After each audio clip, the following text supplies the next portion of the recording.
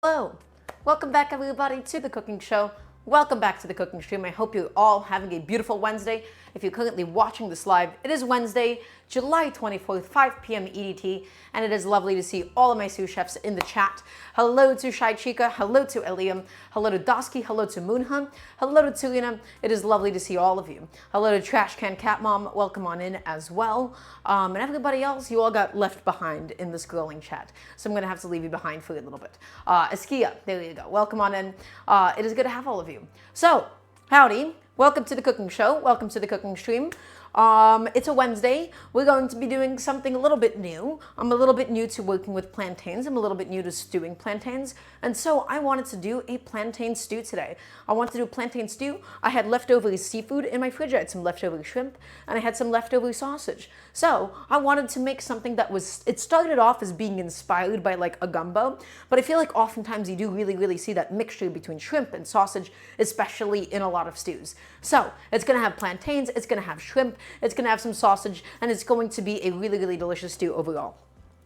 So welcome on in. It is good to see all of you. It is good to have all of you. We're going to be doing that stew alongside a lovely little red cabbage salad, something fresh, something crisp, something really refreshing and delicious. So today's not going to be like super technical, super out of my wheelhouse or anything. It's just going to be delicious. It's going to be a nice way to use up some existing leftovers that I have sitting in my fridge, because that is ultimately what home cooking is all about, everybody. Home cooking, at the end of the day, should always be about using up the ingredients that you already have at home. I had leftover shrimp. It wasn't enough to make its own dish with. I had leftover sausage, and so I wanted to combine and marry the two. So let's go ahead and do a little rundown of our ingredients. At any point, if you'd like to know what we're making, you can always type in !menu, and there you will get a full list of all of the ingredients roughly. So I had some leftover sausage, some of this leftover spicy Italian sausage, and as always, even though we're making a dish that is inspired by a lot of Latin flavors, that doesn't necessarily always mean that we have to use chorizo. The beauty of cooking and the beauty of using sausage as an ingredient is that they're all pretty much interchangeable. A lot of the spices, they tend to be similar. The only really big difference in a hot Italian sausage is that it has a lot of fennel. It has a lot of fennel seeds. But otherwise, inside of a stew, it's going to be delicious. It's going to be phenomenal. So I have these 4 hot Italian sausages, and as always, my advice goes, please just get the best sausage that you have access to.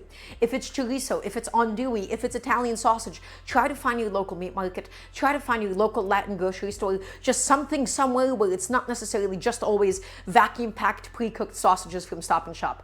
Everybody, there's so many beautiful sausages out there, and you can be creative with it. You don't always necessarily have to keep its regionality in the dish that you're making. So I have these 4 leftover Italian sausages. We'll be cooking them and putting them into the stew today. I also have some shrimp. This is all of my leftover shrimp that I've had sitting in my fridge. I love shrimp. Shrimp is so delicious. And so I thawed them. As always, we only buy frozen shrimp because that is the best way to ensure that you get the freshest quality shrimp whenever possible. So I have a little bit of shrimp here. And as always, I'm not really taking any measurements, everybody. This is home cooking at the end of the day. It's not meant to have a lot of measurements. We're just completely going by feel here. So shrimp, sausage, I'll go ahead and set that down. And now let's go ahead and talk about our produce for today. I have this big, beautiful pile of produce. So we have some plantains. We have some really nice mature plantains. Why do I want the mature ones? Why do I want the super ripened ones? Because those are the really sweet ones. And I wanted that sweetness inside of my stew today. I have these lovely red bell peppers, which we're gonna char and then blend down into a lovely little paste. We have some limes because you can't really have, you know, food from this part of the world without limes. We have some jalapenos and an apple for the slaw, for the cabbage salad that we'll be doing later on. So plantains, red bell peppers, limes, jalapenos, and some apple. Okay? Gonna go ahead and set that down. As always, we have some onions and some garlic. You can't really do cooking without onions and garlic. And then let's talk about some of our spices and seasonings for today, my friends. So we have a nice little bag of Mexican oregano. Mexican oregano is a lot closer to marjoram than it is actually oregano. So if you don't have access to Mexican oregano, get yourself some marjoram. So Mexican oregano. Then we also have some whole chilies. Even though that what we're making today is really heavily inspired by a lot of Latin American cooking, we're using some Kashmiri chilies, which are from South Asia and very much so not from Mexico or from, the rest of South America. But it is okay. Dried chilies will still be delicious. They'll still provide a lot of really beautiful flavor. We're going to use up a bunch of these lovely Kashmiri chilies. And then everybody, we also have some whole cumin seeds. As always, whenever possible, we try to do whole spices because whole spices, they keep their flavor longer than pre-ground spices. So Kashmiri chili, whole cumin seeds, some Mexican oregano. Gonna set that behind me. My roommate had a can of crushed tomatoes, and so I wanted to use those up today. We have the crushed tomatoes, we may as well use them instead of going out of my way to buy whole tomatoes to use inside of the stew. And then everybody, I also had some leftover white wine. So ultimately, a lot of these flavors, especially like the wine part and the red bell peppers, it's really inspired by ropa vieja, which is this essentially braised skirt steak or braised flank steak that has been shredded up really beautifully. So we have some white wine that's going to go into the stew as well. Okay, and then last but not least, everybody, we have a little packet of sazon because I love annatto seeds, and this is one of the best ways to get annatto seeds if you don't have direct access to annatto seeds. And this also has some cilantro inside of it as well. So all of that. Then let me figure out if there's anything that I'm missing here in my rundown of the ingredients. We have some chicken bouillon powder because once again, I have not gotten into my rotation yet of being able to make some homemade chicken stock. And that's right, Askia. We did do the ropa vieja a couple of times on stream. And last but not least, everybody, I have this lovely, beautiful red cabbage, this purple cabbage, which is going to be the basis of our cabbage salad today. So a lot of really nice fresh produce today, a lot of really bright flavors. I wanted just something really, really refreshing to eat alongside such a heavy and meat-based stew. So, what do we actually need to get done today? Well, the answer is a lot. We have a lot of different things that we need to do today. First, we need to make the actual sauce base of the stew. We're going to char onions, we're going to char the bell peppers, we're going to blend it all up with some garlic, and that is going to be the base of which, the plantains and the sausage and the shrimp will cook in. We need to make our own spice mix with the cumin, with the annatto seeds, with the oregano, as well as the Kashmiri chilies. So we're going to grind that down ourselves. While everything is stewing, we'll be making the salad. So everybody, before we begin today, does anybody have any questions? And if not, I want to hear a nice resounding yes, chef, from everybody watching, please and thank you, because I would like your full attention. Okay, so that would be nice. That would be good, I think. Excellent. I see it pouring in. Where's my seltzer? I'm going to have a little sip of seltzer. Okay. Chef, that's a lovely hoodie, Chef. Thank you, Askia. I appreciate it. Also, Gothmoth, welcome on in. It is lovely to have you. So, everybody, as always, at any point in time, you can type in ! menu. Possum, welcome on in. It is lovely to have you. And then, if you would like to help support the cooking show, type in ! Patreon in chat. That is the best way to directly, financially support the cooking show. So, we're gonna go ahead and begin by making the spice paste for today. Not the spice paste, but just the actual sauce base of the stew. I don't want chunks in my stew today. The only chunks I want is my shrimp, is my plantains, and my sausage. The sausage and shrimp are gonna be really nice and snappy. The plantain is gonna be nice and soft. It's gonna be finished off with some fresh cilantro as well. But the rest of the ingredients, I want them all blended down, my friends. I want it blended down into one really delicious homogeneous sauce. So, let's go ahead and begin the prep that we need for that. Got my cutting board all set up. I'm gonna start preheating my broiler. Everybody, the broiler is your top heating element of an oven, and it gets really, really nice and hot, and it's really nice for charring things. We're gonna be charring the bell peppers today. We're gonna be charring the bell peppers, we're gonna be charring the onions, and that's going to help give us an extra dimension of flavor inside of our final product. So I'm setting on my broiler. I'm gonna just let that heat up for a little bit. Just let that go and let that go ahead and do its own thing. So again, the goal is to get the top of my bell pepper. It's to go ahead and get my onions really, really nice and charred. You see this everywhere. You see this especially if you're doing something like a salsa. You would intentionally char it. You would intentionally burn it. And it adds in such an amazing level of flavor, my friends. So we're gonna need 2 of these bell peppers processed for today. So 2 lovely bell peppers, all ready to go. And we're also going to go ahead and break down this onion and get that ready for charring, and then subsequently blending as well. Once again, we are going to be burning this, but by burning it, we will be getting so much additional flavor, my friends. Food doesn't always have to be really gentle caramelization. Sometimes, if you know the right times, you can intentionally burn something to make it really nice and smoky and delicious. So, red bell peppers, I'm going to show you exactly how to process them. So we're going to start off by giving us a nice stable bottom. We're going to be just quickly trimming off the bottom part of it. And then everybody, we're going to keep all of the seeds and all of the white part, the spongy white part, inside by just shaving down the sides. You stack it up, ready? And then we take it and we shave it, just like so. Beautiful. And that way, my friends, we keep all of the white part inside, we keep all of the seeds inside, and there is no risk of that getting into the final product. The seeds, they just don't add a lot of flavor, nor does the white part of it. Okay, so that's just a really, really nice way to go ahead and prep it and get that done and out of the way. I'm also just going to go ahead and get this last little piece so that we don't leave him behind.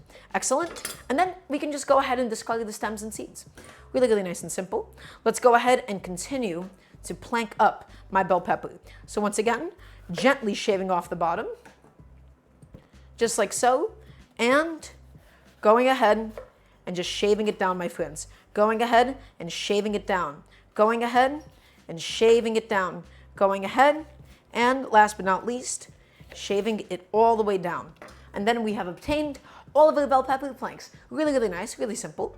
And then everybody, we're also going to go ahead and just quickly trim up this onion and get it ready for charring as well. We're going to peel off the top layer of the skin because all of this is going to get blended in and we don't want any of the papery skin, of course.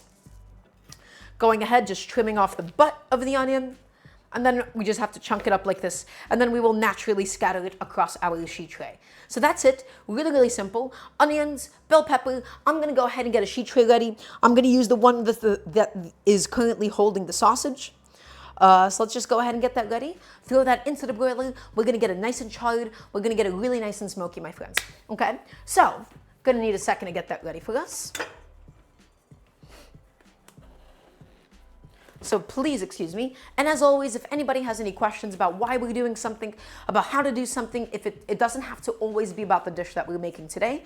It can always be asked, my friends. Okay, so really quickly, just getting rid of this. Excellent. Setting this bad boy aside. Gonna throw my wire rack into the dishwasher. And as always, everybody, when you cook at home, make sure that you start off with a nice clean kitchen, that you start off with a really, really nice clean workspace. You want an empty dishwasher, you want an empty sink, so on and so forth. You don't want to be running around in a mess of a kitchen, okay? So let's go ahead and get all that set up. And we'll get our vegetables charring, and we're going to make them nice and smoky, and it's going to contribute a really, really beautiful extra dimension of flavor into the final dish, my friends. Okay? So there you go. My sheet tray is all set up with some aluminum foil just to help everything out, not to stick to the bottom. Do plantains need a specific ripeness to cook with them? So Moonha, really good question. The answer is you have different stages of ripenesses for different things. The more ripe it is, the softer it becomes, but the sweeter it becomes. If you want really crispy plantain chips, then you do it either with green or yellow plantains. If you're using what are called maduros, meaning really mature plantains, right? Then in that case, you would want them to be fully black, and that is if you're frying them and you just want something really sweet and delicious. In my case, in my stew, I want sweet, delicious plantains. I don't really need crispy green ones. Okay, so getting in there, I'm just gonna go ahead and lay in all of my bell pepper, stack it in, stack it in. I don't think everything is going to necessarily fit in one batch, which is a little bit unfortunate. Yeah, it seems like the onions I'm going to need to do separately. So everybody, all that we're going to do is we're just going to char these bad boys. We're going to char them. We're going to get them really, really nice and beautifully smoky. And then we're going to peel the skin off of it and then put it all into the blender. And that is going to be the base sauce of my stew today. So all my bell pepper planks, going to go ahead and stick it under the broiler. And as always, broiler safety, do not walk away from the kitchen if you have something under the broiler. Broilers can easily catch something on fire. It is the top heating element of the oven. The goal is just to be able to heat up food. The goal is not to necessarily, incinerate it into oblivion. We just want to get a really nice, beautiful char. It's why grill marks are delicious. That little bit of bitterness, that little bit of smokiness, my friends, that little bit of caramelization that we get, it really adds in another level of dimension and depth into my final dish. So we have this half an onion. We're also going to go ahead and get some garlic ready for charring as well while we're at it. And I already have a few cloves out and ready to go, my friends. And so we are going to be intentionally keeping the skin on the garlic. And that's because the garlic tends to burn faster than the other vegetables. As a result, what we want to do is we want to char its skin on. The inside of the garlic is going to get really nice and roasted, but it's not going to get so charred that it is inedible and bitter. So all that I'm doing is I'm slicing off the butts of the garlic. This is going to make it a lot easier to peel later on, right? Just taking it and slicing off the butts. Nice and easy. And these are all of the different ingredients that are going to end up getting charred, my friends. They're going to get nice and smoky, they're going to get nice and delicious, and then we're going to go ahead and blend it all up. Does this hurt the garlic? No, Askia, not at all. The garlic will be just fine, I assure you. It won't be that fine. Okay, onions, garlic, ready to go. Next, let's go ahead and get our spice mixture for today ready. We're gonna do cumin seeds, we're gonna do whole oregano, and we're also gonna do the Kashmiri chilies. I'm gonna go ahead and get a little condiment cup all ready to go, my friends.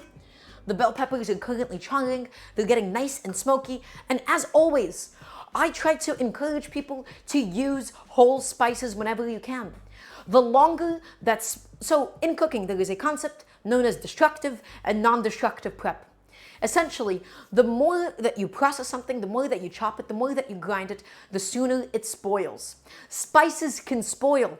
Spices, in reaction to both oxygen and light, will rancidify and they will lose flavor over time. They will literally become less potent. And the way that you avoid that is by keeping them as intact as possible and grinding them when you need them. My bell peppers are getting nice and charred and smoky. I hear them popping under the broiler at the moment, okay? But everybody, again, I want to get you all into the habit of using whole spices, especially whole chilies. I do not like chili powder. Pre-ground chili powder has so little flavor. You don't know the chili it originated from, and it's vaguely smoky. Everybody, there's so many beautiful whole chilies. Guajillos, pasillas, you have arbol chilies, you have chipotles, you have so many different kinds of chilies. These are some Kashmiri chilies, which again, not typically featured in Latin American cooking, but it's gonna be okay and it's gonna be delicious. And we know it's gonna be delicious because, you know what? Dried chilies are for the most part interchangeable. Some of them are sweeter and some of them are spicier than others. And that is the only thing that you really need to keep in mind with them. Okay, so I have a bunch of these beautiful chilies. My bell peppers are getting nice and smoky under the broiler. Right, it's getting a little bit smoky in the kitchen at the moment, but that's okay. Again, it's supposed to char, it's supposed to get blackened, it's supposed to get smoky. So all that we're going to go ahead and do, as always everybody, waste bowl ready to go. Because you don't want to be cooking over the trash can. I'm gonna go ahead and just pluck off the top, open it up, and just go ahead and get all of the little seeds out of the chili. Also, non-verbally, welcome on in. I do use idiots, but it's lovely to have you. Howdy, howdy. So, all that I'm doing, once again, I'm just taking the seeds out of it because the seeds don't really contribute anything into the final product. Sometimes they carry the heat, sometimes they're just bitter, and sometimes they're just flavorless. So it's good practice to go ahead and get rid of all of your seeds, my friends. So, one by one, going through all of my chilies. And again, I'm not really measuring the amount of chilies that I'm using today. I'm going completely by feel. I'm going completely by vibe. Arbol chilies would be amazing in this. You could do some chipotles in this as well if you'd like. It is entirely up to you. Chipotles are just dried and smoked jalapenos. They're smoky, they're delicious, they have so much flavor that they can offer. But in my case, I'm just using the Kashmiri chilies, which are a little bit spicy, but more than anything, they're really, really fruity. Okay, so kind of like a less potent arbol is the best way to think about it. Okay, everybody, I'm gonna go ahead and show to you, as it is happening, what we have going on in the broiler. So let's go to the stove really quickly, right? And if we go ahead and we take a look, everybody, my bell peppers are officially getting nice and smoky and charred and roasted. That is what we are looking for. We want it to be blackened. We want it to be really, really smoky, and then we'll be able to peel the skin off. The goal is for the bell pepper to develop a lot of flavor at this stage. So I'm giving my sheet tray a little rotation just to make sure that everything is back to cooking as evenly as possible, and I'm putting it back in. How fast it broils depends on your heating element, my friends. Everybody's stove is different. Everybody's oven is a little bit different in that regard. It depends on the proximity. It depends how wet your vegetables are. Okay? So, we're going in there. Once again, we're just continuing to peel up all of these little chilies. We're just getting in there. We're getting all of them gone. We're getting all of them out of here. Get all those seeds out, my friends. Get them all out. Get them all gone. We have no use for them whatsoever. A few more to go, and then we'll go ahead and do the oregano and the cumin itself. So once again, just getting in there, getting rid of all of those seeds, get them out of here, show them who's boss. And this might be a lot of chilies for today. If it ends up being a little bit too much, then I guess we'll just live. We'll live and we'll figure it out. John Dahlia, welcome on in. It is lovely to have you. Howdy, howdy. The bell peppers are currently charring. We have gotten most of the seeds out of my Kashmiri chilies. Again, it's not super important for it to be exact. And now these are all the chilies that we'll be using for today. Next, it is time for one of my favorite spices of all time. I love cumin seeds. I love cumin seeds to death. Everybody should be cooking with whole cumin seeds. They have so much more flavor than pre-ground cumin seeds. And depending on where you buy them, it can be a little bit cheaper. Fatty, welcome on in. Are there any bugs in the chilies? Not today. Not like last time, at least. So once again, how much cumin am I using? I have no idea. I'm not really going to be measuring. Okay, I love cumin. I love the earthiness that it provides. I love the flavor of cumin. So we're going to go ahead and get a good little bit of cumin seeds right inside. Excellent. Last but not least, everybody, we're going to go get some Mexican oregano. This, we don't want too much of it. It can make it too bitter. It can make it a little too fragrant and aromatic if you have too much of it. So I'm going to go ahead, get my hands in there, get myself a nice little pinch of it. And the only thing is I'm just going to pluck off the stems if I see them, but it's all going to get ground up anyways. So cumin seeds, whole chilies, and now it's going to be time for us to remove my bell peppers from the broiler. I can hear them popping. I can hear them get nice and smoky. So I'm going to go ahead and just take them out, my friends. There you go. That is going to be perfect for my uses today. Again, the goal was purely to get them nice and blackened. The goal was to get them really, really nice and smoky. And now that they're really, really nice and smoky, all that we're going to do is just take the bell peppers, put them elsewhere, and then we will replace this with the onions. So grab some tongs, get these bad boys out of here, put on my onions, put on my garlic, and let that char as well. Yes, Tarina, it works just fine. It is a little bit weaker than a conventional oven broiler, but it does seem to do the job for me just fine. So this was in the Breville broiler. It took a little bit of time, but I think it worked out beautifully. So let's go ahead and get these bad boys out of here. And these are just going to steam, and once these are cooled off, we're going to go ahead and pluck the skins off of them.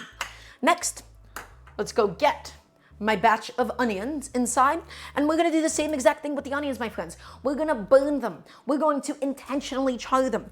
We're going to do that so that we can make our sauce, that we can make our stew really, really delicious and smoky, my friends. So just separating the layers of the onion. And the onion, you don't want to go as hard on as the bell pepper. The onion, of course, alliums, they like gentle charring, but they don't like too much charring. Okay? I love grilled onions. I love that char on alliums. It can be so delicious. And let's just go ahead and get the garlic cloves on there as well. Skin side up if it's half peeled. And then we're going to go ahead and stick these bad boys back under the broiler. Once it all cools down, we'll blend it up and we'll make this incredible, incredible sauce, my friends.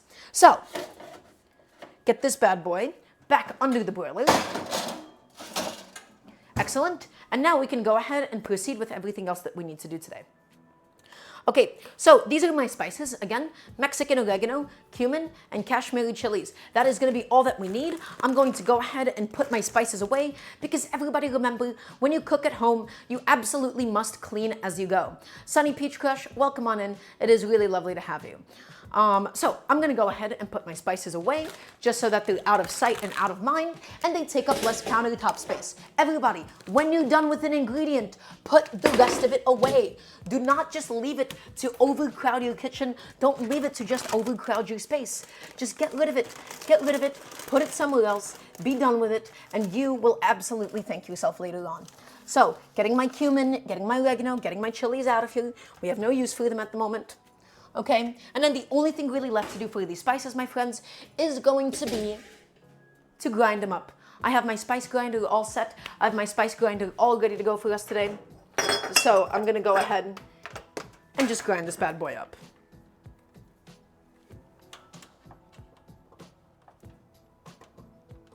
Let's see, if I don't think I'll be able to show this on camera, my friends. I don't believe my outlet actually reaches that far, unfortunately. So all I'm gonna do is I'm just gonna dump them in, grind it into a really, really beautiful spice powder, and then that's going to be it with the spices. McCree EWGF, welcome on in. It is lovely to have you, and also thank you. I appreciate it. I just have it tied up in a ponytail, at the moment at least. So, gonna go ahead and grind up my chilies, my cumin, my oregano. Gonna get it all done into a nice little spice powder, my friends. And so, that's going to be ready for us in just a moment. As always, if you don't own a spice grinder, you're making a mistake. It's just a coffee grinder repurposed as a spice grinder. That is the best tool that you could have in a home setting for such a case. Okay, so getting in there, and we're just making a nice little powder out of all of it. Grind it down, my friends, grind it down until it is, of course, all nice and powdered.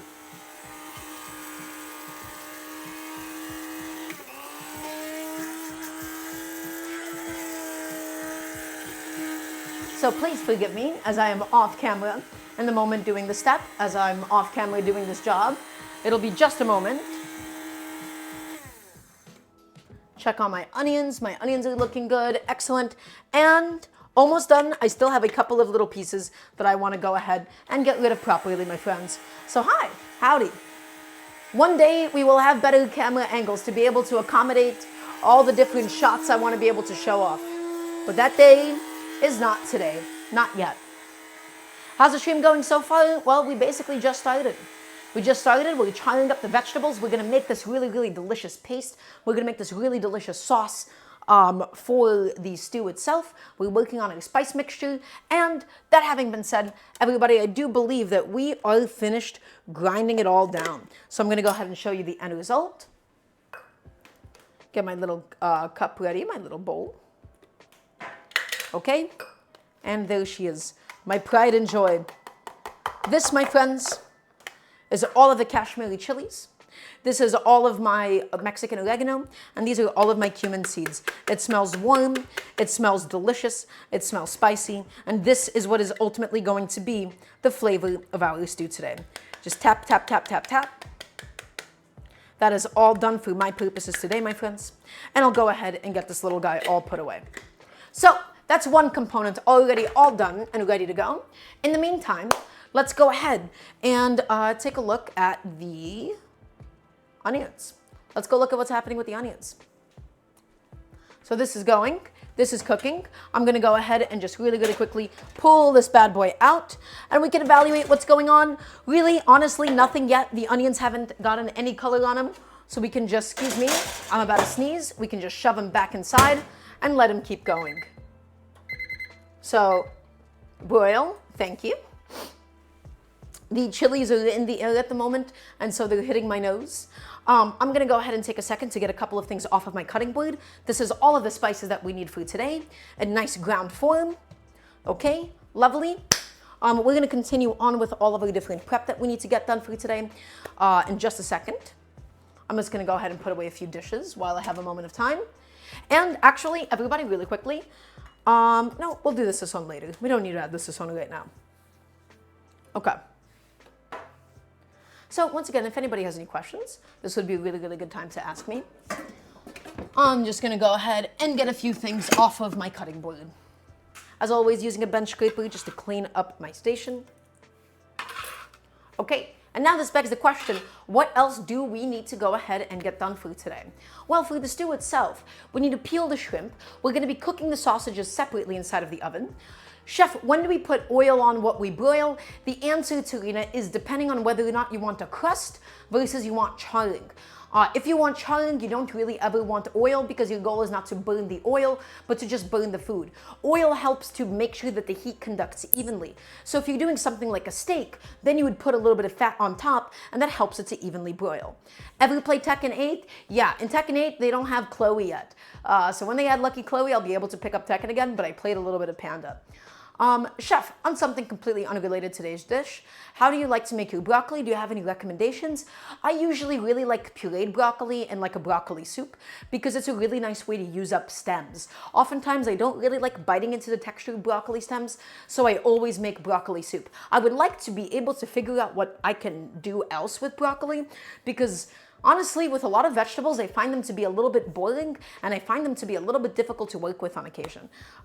So that is my answer for you. Okay, you know what? In the meantime, everybody, I think we can just go ahead and get our shrimp nice and peeled. We're going to get it off the shell, and then I'll go ahead and talk about how to even buy shrimp, how to purchase shrimp, because there is a lot to talk about. There is a lot to discuss, in that regard. Okay, so just getting that out of here. Going ahead, and this is all of my shrimp. Everybody, as always, I never buy already thawed shrimp. I need to hear yes, chef, from everybody watching. Something you need to keep in mind is this. The majority of the seafood that you see at the seafood counter in your supermarket is fish and seafood that has already been thawed. It was previously frozen and then they thawed it. It will compromise the texture the more that they freeze it and unfreeze it. I always buy frozen shrimp for that reason. That is the best way to ensure that you get some really, really nice fresh shrimp. Thawing it takes just about a minute. All that you need to do is go ahead, throw it under some cold, not warm, cold running water inside of a bowl, and it will naturally thaw over time. So, going ahead, tying up my hair, and let's just peel this bad boy. Gonna go grab a couple of gloves. This is easy peel shrimp, meaning that the vein is already out and the head is off. Ideally whole shrimp. And if you would like, you can keep the shells to be able to make a seafood stock. I do not plan on making a seafood stock anytime soon, and thus I'm going to end up throwing mine away. However, before we do jump into this, I do believe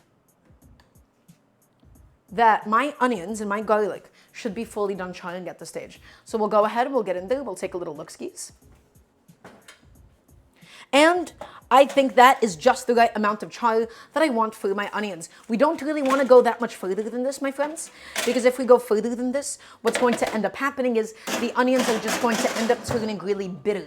They're going to turn really bitter, and they're going to turn really, really unpleasant. So that's done in my mind. We're going to let that cool off. We're going to blend that down, and that is going to be the sauce. That is going to be the base of my stew today. So in the meantime, all that I'm doing, and I know it doesn't look all that appealing, it is just some literally burnt onions. All that I'm going to go ahead and do is just peel up my shrimp, everybody. It's easy peel shrimp. Also, esquilla that is not fond. Fond specifically refers to the dissolved proteins that are on the bottom of a pan. So it's more like the crust, the grill marks, the char marks, rather than the fond. So sorry to be a semantic Samuel at the moment, but just to make people, like, I guess, understand it. But granted, there is also technically some fond developed on the bottom of the sheet tray. There is some juices that came out of the bell peppers that ended up burning. That is why I like to do this on aluminum foil. If you did this right on the sheet tray, it would be impossible to clean it afterwards. It would become super, super difficult to do so. So all that I'm doing, my friends, once again, is I'm just peeling up my shrimp. I'm getting my hands in there, peeling it up, getting it out of here, and then I'll throw it into the fridge until we're ready to cook with it.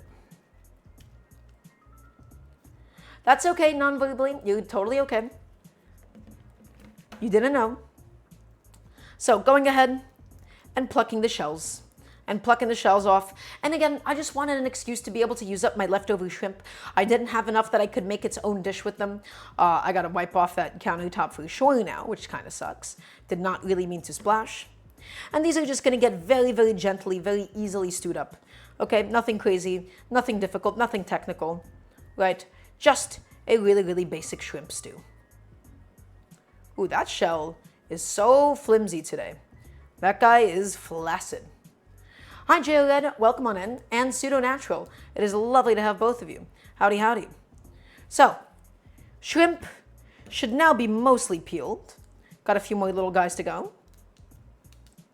just plucking the tail off, keeping all the meat. And everybody, I don't really like it when people have shell on seafood inside of their stews. A lot of people, they just throw in shrimp as it is. And then what is the point of that? Your eating experience becomes you have to pluck off the shell as you're eating. That is so unpleasant. That is so annoying. I want to make my eating experience for my guests, for my consumers, and for myself as easy and as streamlined as possible. As a result, I would never, ever, ever serve them shell on shrimp unless I had a very good reason to.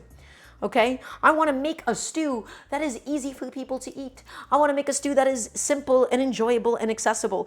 And so we're going through that effort, my friends. We're putting in that extra little tiny few minutes of effort to peel the shrimp. Okay? It goes such a long way. Just as bad as biting into a small bone by accident? Absolutely. Apparently, it's common to eat the shell with the meat in some cultures. That's true, soft jingo. And my answer for you is this in that regard, or rather my opinion is this. If that is something that you like to do, then go ahead and go for it. I do believe that that is something that gastroenterologists have talked about in the past of like, hey, this isn't the best for your stomach and for your digestion. But also, you are free to make your own choices about what you put into your body. But right now, I'm just purely talking about how to treat people to a very nice eating experience, how to take care of people. Guys, when I'm cooking for somebody, I want them to feel taken care of. I want to make them delicious food. I want to make them food that is easy for people to eat. And so, I will never, ever, ever serve bone-in things. I will never serve things with the shell on. I want to make the eating experience as easy and as accessible for people as possible. I want people to be able to appreciate the function of something. I want my food to be functional. Okay? I'm not going to just do things because it's easier. I want, if I'm leaving the bone on something, it's for a very specific reason. For something like a chicken leg, right? The bone is the handle. You go ahead, you pick up the chicken leg and you eat it that way. But for a chicken thigh, that doesn't need the bone at all. For chicken wings, that becomes your handle. Right? But for chicken breast, what is the point of keeping the bottom breastbone attached? Either you cook it with the bone and take it off, or you take it off before you cook. Those are your only options in my mind. I really, really do not like serving food with bones in it for people. Chef, what is your thought on those 30-minute dishes, but they're never 30 minutes in reality? Well, Askia, that's my answer for you. That's exactly, the way that you've just put it is exactly how I think about it. The goal of those 30-minute dishes is to make cooking seem painless. That is the opposite of what I'm trying to do here. I am trying to show you all how to have fun while cooking. Not to, oh, quickly get this done in 5 minutes, get it done, immediately shovel it into your mouths. Your prep takes time. Cooking takes time. And that's okay. It is okay for things to take time sometimes because I'm here to show you how to appreciate it, how to get so good at it that you can appreciate the minutiae and the rituals of it. So everybody, now that it was nice and charred, look what happened to the skin. Look what happened to the skin. It just peels right off. And that is exactly what we want. The red bell pepper skin might be a little bit too smoky, but above all else, it doesn't blend well. The red bell pepper skin is a little bit too papery in its texture, okay? So all that I'm doing is I'm getting in there and I'm peeling up these bad boys. Right? Really nice, beautiful, home-charred, home-roasted bell peppers. Everybody, you don't need to buy jars of roasted bell peppers. I just showed you how easy it is to make your own roasted bell peppers. It takes absolutely nothing, unless the jarred ones are cheaper, then in which case, Godspeed, go ahead. But if you're buying fresh produce and it's cheaper than the actual weight of a jar, I'm just showing you how easy it is to make your own homemade roasted bell peppers. So all I'm doing is I'm peeling off that skin as much as possible. And it's okay for there to be a little bit of skin left. Some people, they steam it after to help with the actual peeling process. But it doesn't matter too much. It's all going to get blended in a very high-power blender. It's going to get blended up in a Vitamix. So it'll be okay at the end of the day. Right now, we just want to get the majority of that skin nice and peeled. And this is the technique that you also see for salsas. This is what people do with tomatillos. This is what you see people do with jalapenos whenever they make a salsa. By giving it that pre-char, my friends, you develop so much additional flavor, okay? You just add in that extra little element. It gives it that extra little bit of oomph. That's right, this is used all the time in Turkish food. That's a really, really good point, Askia. You oftentimes see really like heavily charred red peppers and tomatoes. Now, these aren't peeling the best at the moment because I didn't char them as much as I could have. This guy though, you can see that the ones that are more thoroughly blackened, The more that you char it, the easier it peels. Same exact principle with grilling and charring eggplant, my friends. The more that you char it, the easier it becomes to peel off all of that pesky skin. So, honestly, in retrospect, I could have probably gone a little bit further, but this much is just okay too. Yep, eggplant skin can be it can be so annoying. Eggplant skin can be such a pain in the ass, right? But right now, all I'm doing, my friends, is I'm going through the bell pepper and I'm gently peeling off the skin as much as I physically can. This guy's being a little bit more stubborn, so we could probably just leave him alone. He doesn't want to get peeled. We're not going to make him get peeled. We're not going to make them do anything that they don't want to do. Okay, there you go. This guy right here, he's ready to go. He's ready to peel off. Just getting rid of as much of that super, super papery skin as possible. Again, not the most important if you have a very strong blender, but this does ultimately help with your final texture. There you go. Okay, and last one it seems. I don't know if I can even grab onto this one. I guess we'll find out.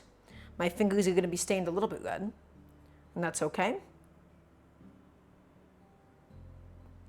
Yeah, this guy I think might be a little too stubborn. Let's see if there's any more left that I could probably give a good old peeling session to. I think this one could use the help at the moment. Getting in there, peeling it off, and getting them all out of here. Peeling it off, peeling it off, peeling it off. Come on, buddy, out you go. Thank you. And so this is going to be fine. Again, not perfect, not the world's best peeled red peppers. In order to have done a better job in retrospect, the thing I needed to do would have been to char them so heavily that the skin really easily flakes off. Okay? Some of the chars near your nail looks like you painted it black. I see. That's pretty cool. That's pretty cute. Okay. There you go. The next thing that we have to do, my friends, is my charred garlic. My garlic also charred in the broiler, but we intentionally kept the skin on. The skin protects it from blackening too much, okay? And so now we can easily just pluck off all of that charred peel. By cooking it inside of the skin, by roasting it inside of the skin, basically, it just peels off so much easier than if it were just plain old raw garlic. So there you go. That's all of my lovely little garlic cloves, my friends. Excellent. And let's get this bad boy out of here and into my trash bowl. This is all of my lovely charred garlic cloves. And then let me just see if I've left any behind. I don't think that I did. I'm just gonna go grab my onions. We'll add them in to the blender with the crushed tomatoes. We'll blend it all up, and that is going to be our spice paste. That is gonna be our seasoning paste, rather, for the rest of the stew. So there you go, my friends. Onions, bell pepper, and garlic. Really classic, really simple. The bell pepper is going to add that sweetness and that smokiness. The onion is going to add that albuminous. The tomato is still going to be the predominant flavor in all of this. It's going to be the real basis of the stew today. Okay, so I'm going to go ahead and grab my lovely little blender cup. My Vitamix blender, that is. We're gonna open up my can of tomatoes and we're just gonna load this bad boy up, my friends. That's all that we gotta do at the moment. Okay, so I have a big old can of some crushed up tomatoes. Now, I'm using crushed tomatoes instead of whole tomatoes and charring them because this is what we had at home. I normally don't really love doing canned crushed tomatoes, but because we had it at home, I wanna first use it up before using anything else. Can I please get a yes, chef, please? And thank you. Okay, so let's go ahead and crack open this can. Let's crack open this can and open it up.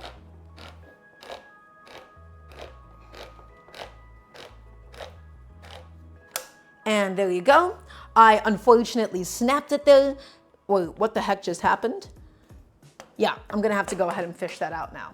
Ugh, tragic.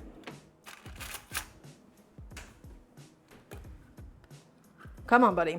And so the tomato is just going to go ahead and be the buffer. It is going to go ahead and be the liquidy component so that this is all able to blend very easily and effectively.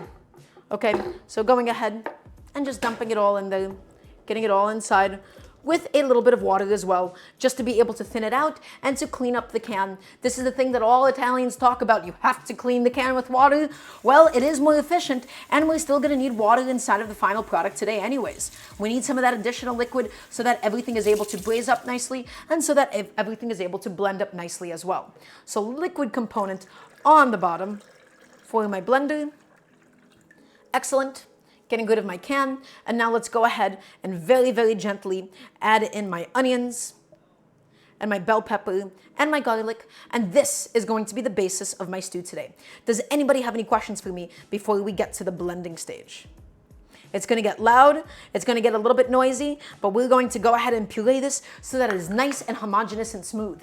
I did not want any chunks in my stew today. That's not my sausage and plantains and shrimp. I wanted this really, really beautiful, smooth base, my friends. I want a nice, smooth stew, okay? So, let's get all of this inside of the blender once and for all. Pop this bad boy on. Come on, pop it on, please. I'm being so nice in the way that I'm asking you right now. Thank you. And let's go ahead and blend this, my friends. As always, when we blend, we start at a low speed. If you start off on a high speed, it's going to splash and go all over the place.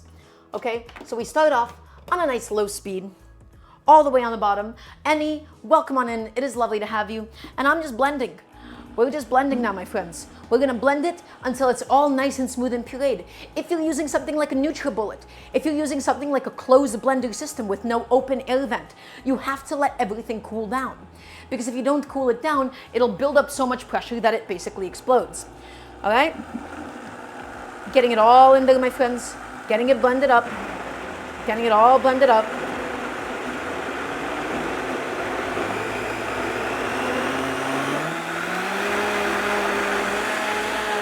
All blended.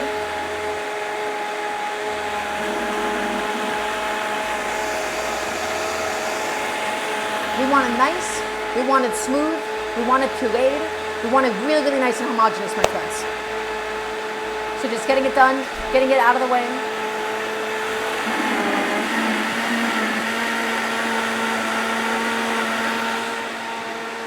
And we'll just give that a second. We'll give that a moment.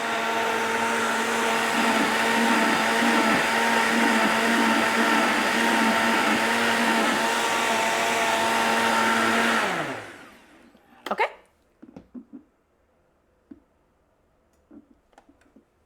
There we go. Everybody, it seems to be all nice and blended. So if we did this correctly, it'll be smoky, it'll be sweet, it'll be delicious, it'll be flavorful, but this is the basis of my stew today. This was a large can of crushed up tomatoes. This was some bell pepper. This was some onion. This was some garlic that we all got nice and charred and nice and beautifully smoky, my friends. So all that I'm gonna go ahead and do is just probably give her a little tiny taste.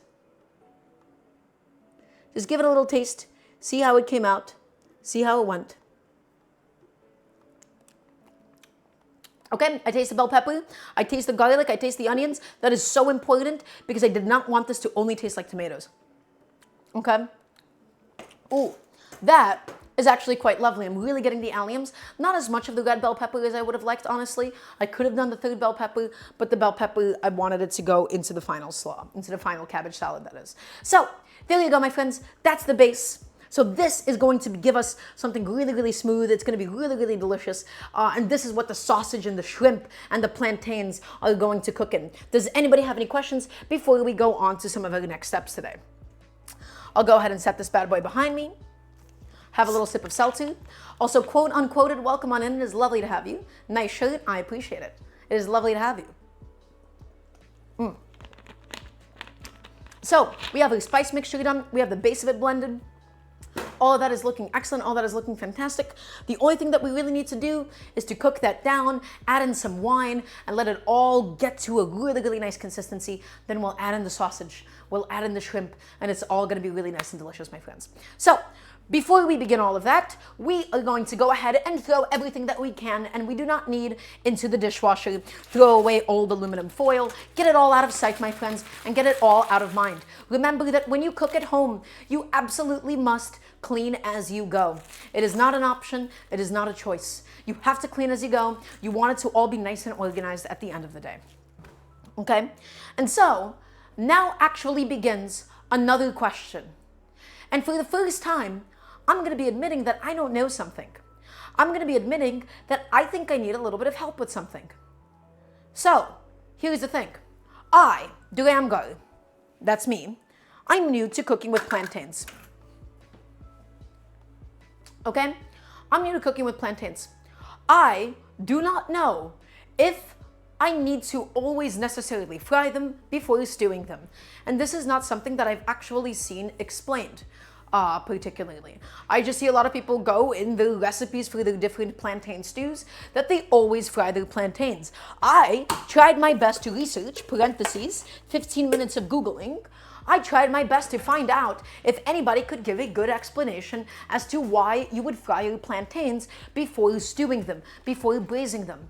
And so, if there's anybody that would be able to answer that for me, I would love to know. I don't really oftentimes see people just straight up cooking it as it is inside of a stew. And I'm really, really confused as to why people even fry them beforehand to begin with. So, I guess my question is, does anybody know why? Because I would love to know why. I would love, other than like developing the flavor and caramelizing it a little bit and changing it, why is it that every single stew that I see that features plantains has them fried? Mostly for texture. Also, Hexeract, welcome on in. It is lovely to have you. Thank you, thank you. Hope you're having an amazing day today. So for texture reasons, I would guess that they do hold up a little bit more if you do fry them. They get a little bit crispy. You do lose that crispiness inside of the stew. But honestly, we might just give them the fry. We might just go ahead and give them that pre-fry treatment. We'll get it done. We'll get it out of the way. But Hexerac, thank you so much for the subs. Welcome on in. It is lovely to have you again. So we have my paste done of my bell peppers, my onions, my garlic, and my tomatoes. We're going to go ahead and probably just get some oil heated up. I love Dara. Well, Hexerac, we love you too. So we appreciate it.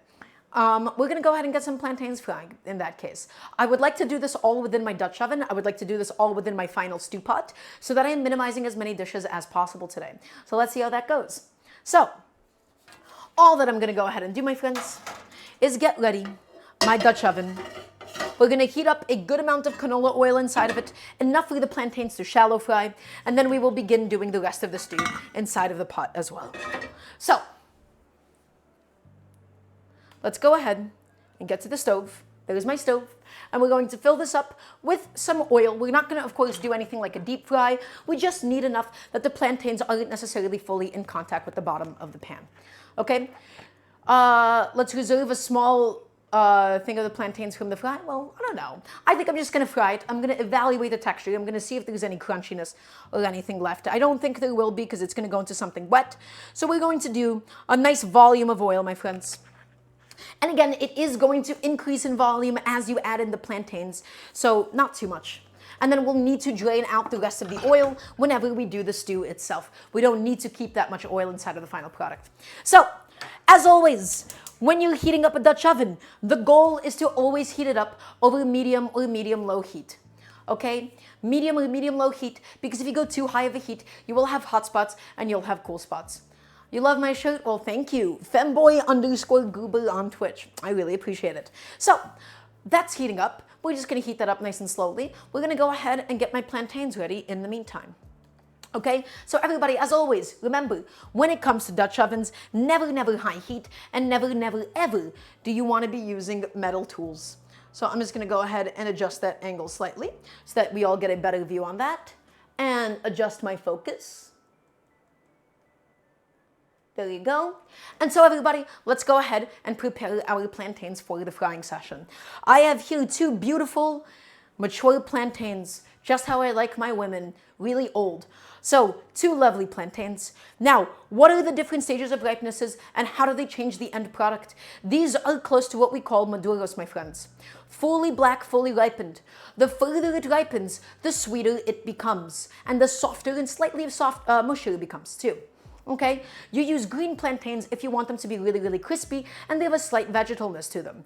I love my sweet plantains. I love them to be really, really nice and soft and supple and they're just like candy, honestly. I love plantains to death and so should you. And so all that we're gonna do, everybody, we're gonna slice off the top, just like a banana kind of, slice off the top, slice off the bottom, and then we're going to go ahead and make a little incision, just like this with the tip of a knife, and peel it off. Ready? So, top, bottom, off they both go, and these will be all of the plantains used in my lovely stew today. I could serve the plantains separately with the stew, but I wanted my plantains in the stew. I wanted my plantains to really contribute all of their beautiful, gorgeous sweetness. Watch this. Just pops open, right? Really beautiful, really soft. And you can't eat plantains raw. Really important. It's just the same idea as a raw potato. They're not very good for your digestion. Okay, so get them out there. There you go. Open them up. Open them up. Show them who's boss. Get them out of here. Get them out of there. Quickly rinse off my hands of all of the plantain stuff. Okay, once again, my oil is just slowly heating up inside of my Dutch oven. And so what are we doing? What is the goal here? We want to cut them into about, let's say, inch pieces. If it's too thick, it's not going to cook through in the center. And if it's too thin, it's going to soak up a little bit too much oil with all of that surface area. So in my case today, I want them to match the texture of my sausages. So I'm thinking about my sausages. I'm thinking about the way that I'm going to end up cutting my sausages. So let's do this, and let's do this, and let's do this. This is normally a little bit thicker than I would actually go. And the reason why I'm doing them so thick is because, again, these are going to end up in the stew. If they're too small, they're going to end up falling apart completely. So Hacker Baby Dwight, welcome on in. Yo, it Carlos. I'm not sure if I know a Carlos. So welcome on in. The only Carlos I know is my butcher shop in my old neighborhood where I used to live. Everybody, I miss Carlos so much. He used to get me the best stuff. Or maybe I do know a Carlos. Maybe I feel bad. Maybe this is somebody that I've met that I've completely forgotten about. And if so, I apologize sincerely. Or maybe you just said your name and introduced yourself. I don't know. I guess we'll go ahead and find out. So, everybody, really, really nice, beautiful plantains here. We're getting, again, nice thick cuts. And I'm doing like these rounds diagonally, just as Iskia mentioned, just because it's a little bit more surface area. It looks a little bit prettier. And we want them to have a good amount of surface area inside. Rice today? No rice today. Today, it's just going to be a little salad. I would normally really love a stew with some rice, but there is a reason why I am not. And here's the reason. I feel like I get a lot of carbs in my diet as it is, especially this kind of a stew. It's going to have plantains in it. The plantains are going to do a really nice job of soaking up the stew. Rice with this would be delicious. It would be honestly pretty optimal. I'm not including the rice purely because I just feel like the stew is going to be rich and heavy enough on its own, and I want to start eating a little bit lighter in general for at least my own sakes. How long does it take? Well, we've already made the base of the blended tomatoes and bell peppers. Now we're going to be frying up the plantains. While the plantains are frying, we're going to do the sausages as well. So everybody, when it comes to frying plantains, you start off on a high heat and then you go to a low heat. You start off on a high heat to really build up a crust and get it nice and crispy, but it stops it from absorbing too much oil as it cooks. Okay, so I'm going to go ahead, throw this all onto a nice big plate and get them frying, and then we'll set up the draining station to get rid of all of the oil from them as they come out of the oil, that is. So, getting all my plantains on. Getting all my plantains. They're a little bit slippery, especially if they're the more mature ones. Do I put it on the side or together? I'm not sure what you're asking, Hacker Baby Dwight. What do you mean by on the side or together? I'm not like fully like sure what you're getting at, basically. And today, everybody, today might be a bit of a long stream. We have a lot of things that we need to get done. We have a lot of things that we need to do together, and that's going to be okay. Is everybody ready for a long haul? I want to hear a nice yes, chef, please, and thank you if you are. Okay, so my oil should now be hot enough. I don't know how hot. I'm going to guess hot enough, though. And I'm just going to go ahead and add these bad boys in one at a time. Add them into the oil. Add them all into the oil. and we're just gonna go ahead and have them gently fry up. We're gonna get them nice and crispy. We're gonna get them nice and caramelized. One day I'm going to experiment with just doing plantains without necessarily frying them for the stew. I'm not entirely sure still why we do give them a pre-fry before adding them into a stew, but I guess we'll figure that out at some point or another. Again, a lot of things in cooking, everybody, people just kind of do. Now, that being said, it does genuinely develop a lot of flavor if you fry things. That is very well known. When you brown things, it gets nice and caramelized. Also, wait, Hacker Baby. Oh, the plantains will be inside of the stew. The plantains will not be on the sides today. These guys are going right into the stew. So I hope that answers your question. Getting them all frying, getting them all into the oil. Just gently bubbling away. Now, I'm going to slightly overcrowd it, but that's okay. In this case, I am all right with that. I just want to get them all inside. I want to get them all in there, all in one batch, because they all fit in one batch. Yeah, I think that'll be more than okay. That will be perfect. Everybody, you could use your fingers if you are as brave as I am. You know, you could also, ideally, if you're not as brave as I am, please use like some tongs or a spatula. But please, above all else, do not drop them into the oil from up high. That is such a big mistake that I see others do all the time. When they're afraid of hot oil, they're afraid of boiling water, they go from up here and they drop it.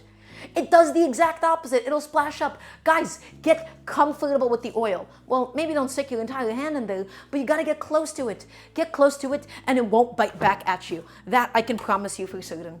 Okay, so the plantains, we're just gonna get them nice and fried, my friends. I'm just giving them a little jerk just to make sure they're not sticking at the bottom, and it does not seem like they are significantly. Just giving them a little jerking motion, giving them a little jerk, a little gentle jerk, a little jerk, a little jerk. I love saying that. I'm sorry that I'm saying it so much. It's just too fun not to say. And we're going to fry it on the first side for however long. We'll flip it on the second side and fry it for however long. I'm not giving you exact timings because it does not matter. It's all going to get cooked into the stew today anyways.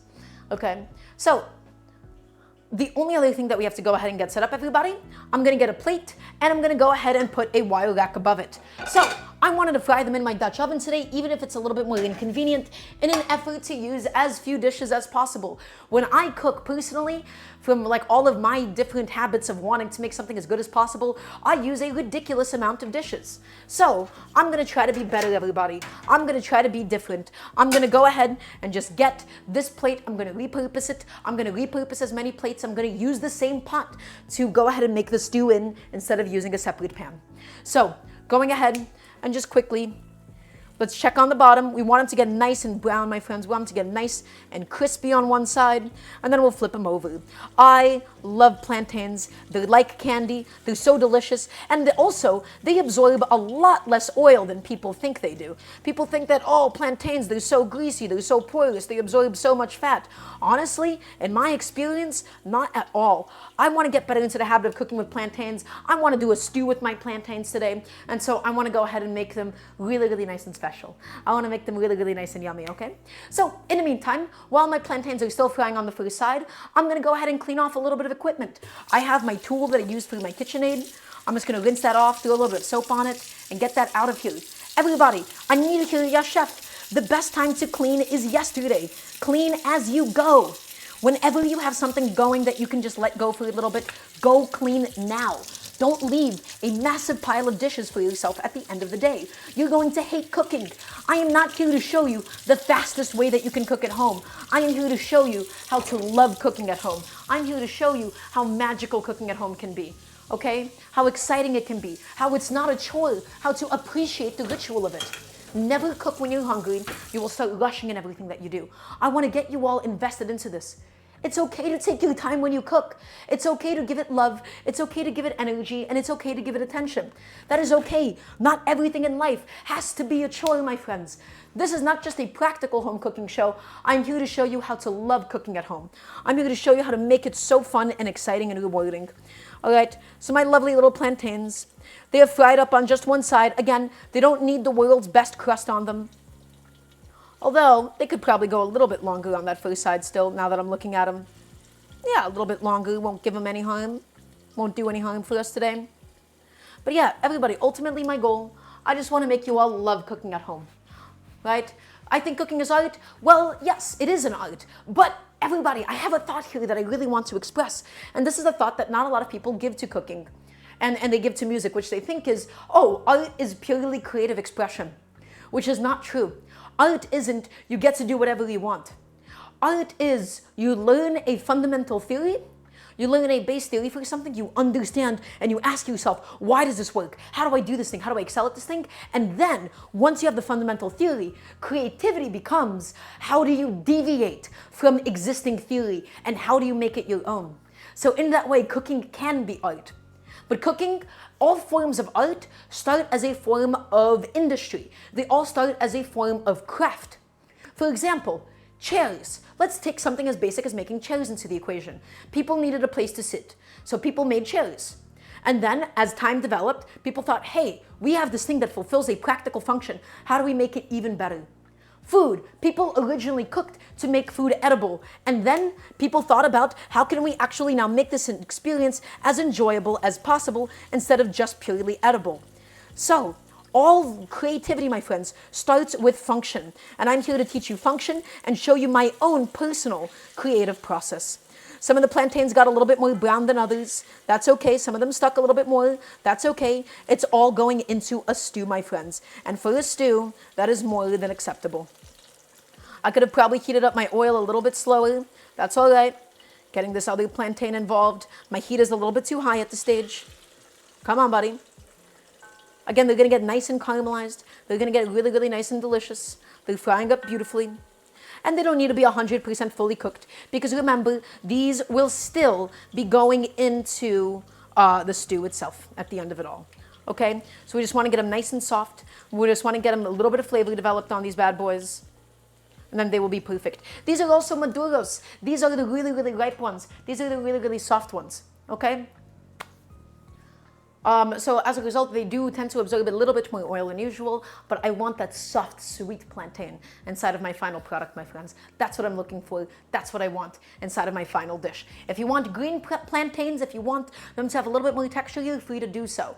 I really like green plantains, especially in something like mofongo. In fact, in mofongo, ideally for me would be both super ripe maduros and green plantains. Green plantains, they have that stickiness, and then the really mature ones, they have that flavor. Chef, do you always cook with a fire, or do you also cook on induction stoves? I always cook with fire. I vehemently refuse to use electric, but induction can be very good. Induction is very nice in its energy efficiency. It's probably the most eco-friendly heat source just because of how much less energy it uses up. And it does technically heat things up the most evenly. The reason why I like gas is honestly purely because it's what I grew up on. It's intuitive for me. I love seeing the size of the flames. That's the stuff that's really, really beautiful for me. Okay, so getting in there. Excellent. And everything now is just gently frying up, my friends. Again, we don't need the best fry in the world. We don't need the most even fry. By the way, do I know how to do a jambalaya? Conceptually, yes, Peluchito, but I've never done a jambalaya properly myself because it can just be a little bit involved. It can be a little bit more involved than what I'm always looking for. But I think as a little weekend thing, it can be really fun to do. Also, everybody, today is going to be a long stream. Today's going to be a long one. Today's going to be a long show. And that is totally okay. We're going to have fun with it. We're really going to properly enjoy that process. Okay? We're just getting all of these nice little plantains nice and fried. They're not soaking up any amount of oil whatsoever. We're just getting them all nice and fried. Nice and cooked. Nice and delicious. At this stage in the process, at least. And they're really, really soft plantains. You have to be super delicate. If anything, the tool that I'm using, tongs, probably not the optimal choice of tools for something like this. These maduros, these plantains might be a little bit too soft for something like that. But that is totally okay. So once again, everybody, we're just continuing to fry them up. They're going to get sweet. They're going to become candy-like, and it's going to be delicious. And so shallow frying inside of a Dutch oven, admittedly, yeah, it's a little bit awkward, but that's okay. That's okay, and it'll work out. In the Netherlands, people have a more pragmatic approach to food. It's done very bland and practical, just with salt and pepper. I feel like a lot of cuisines are that way. And so this is something that I've just noticed and observed. A lot of that has to do with the intersection between class and food.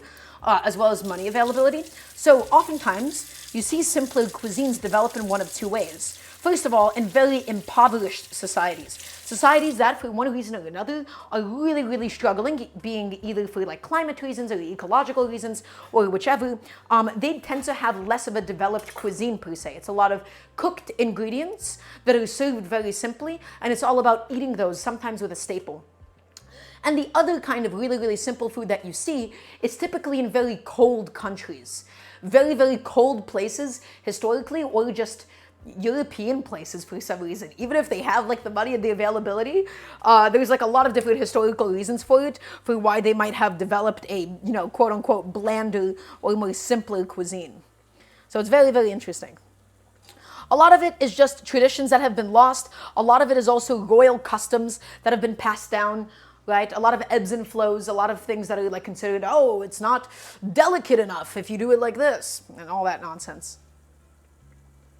All right, so everything is getting really, really nice and fried. Beautiful. So again, everybody, we don't necessarily need super, super deep color on these plantains. We don't need them to be fully cooked through at this stage. The only thing that we really need to achieve from them is for them to just get a little bit of flavor and a little bit of color developed. The rest of it is going to go back into the stew. It's going to go towards the end so that it doesn't overcook and turn into complete mashed up plantains. Yeah, Russia, for instance, is a very good example of this. I consider Russian food very bland. I grew up Russian. I grew up in a Russian Jewish family. Man, that food was bland sometimes. And it was a lot of... Russian cuisine is very interesting. It's a lot of stolen and bastardized French traditions, and a lot of lost cuisine. Like a lot of things have just been lost to time, because I believe it was Peter the Great that was like, hey, French culture is good and we're gonna start growing potatoes now. And then because of the Soviet Union, it became also very industrialized food. A lot of canned goods and a lot of fermented fish, right, really became the standard. So also, mayonnaise began to replace sour cream because mayonnaise was cheaper, and I forgot who it was. I think it was like somebody's associate. They went to the United States and they bought like some mayonnaise, factory like mayonnaise machines. So mayonnaise became everywhere, fermented fish, canned goods, potatoes, and boiled things.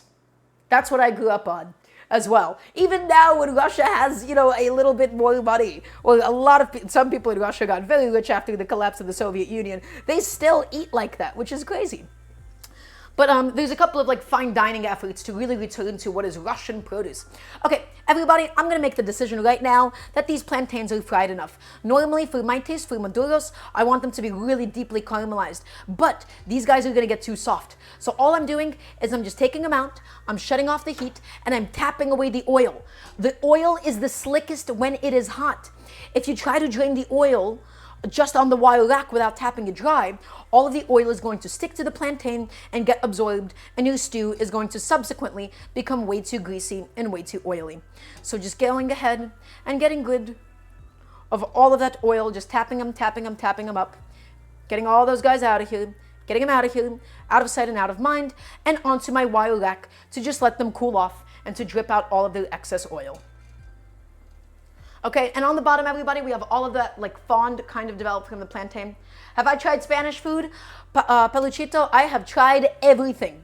Honestly, almost everything. There's a few Middle Eastern cuisines that I don't know a lot about, but if we're talking like Spain Spanish food, absolutely I have. There's so many different culinary influences in like mainland Spanish food. So many different ones, guys. Okay, getting all these guys nice and drained off. Whoop, hello. Please don't drop that into the oil again, Daramgar. That's not a good idea. And then we're going to drain off the rest of this oil. We don't need this oil in the stew, guys. This is just canola oil. It's not particularly good for eating like that, but we just need a nice neutral oil to be able to fry all of my lovely plantains in. So my plátanos, my maduros, they're nice and fried, right? They're nice and soft. These guys are like candy. I love plantains to death. I love plantains to death. They're so delicious. Have I tried Chex Mix? Never. Actually, Count JP. What is my favorite plate? Potato omelet paella. I do love a good paella. I think paella can be really special. I don't know what mafe is, Meek. I really, really like paella, even though that's the really basic one. I do really like patatas bravas as well. Patatas bravas with like a garlic sauce. Really, really delicious, especially the potatoes that are fried in olive oil. Those are the really good ones that I like. Okay, so everybody, never, never, never, I need to hear yes, chef. Really basic food safety, sink safety. Do not dump oil into the sink. Don't dump oil into the sink. If you dump oil into the sink, you are going to end up with what are called fatbergs inside of your drainage and your pipes if you do enough frying. Do not dump it into the sink. All that we do, always, my friends, we let it cool off. We put it somewhere separately. We put it into like a glass jar and we discard it. If you fry often, you can filter it and use it a couple more times.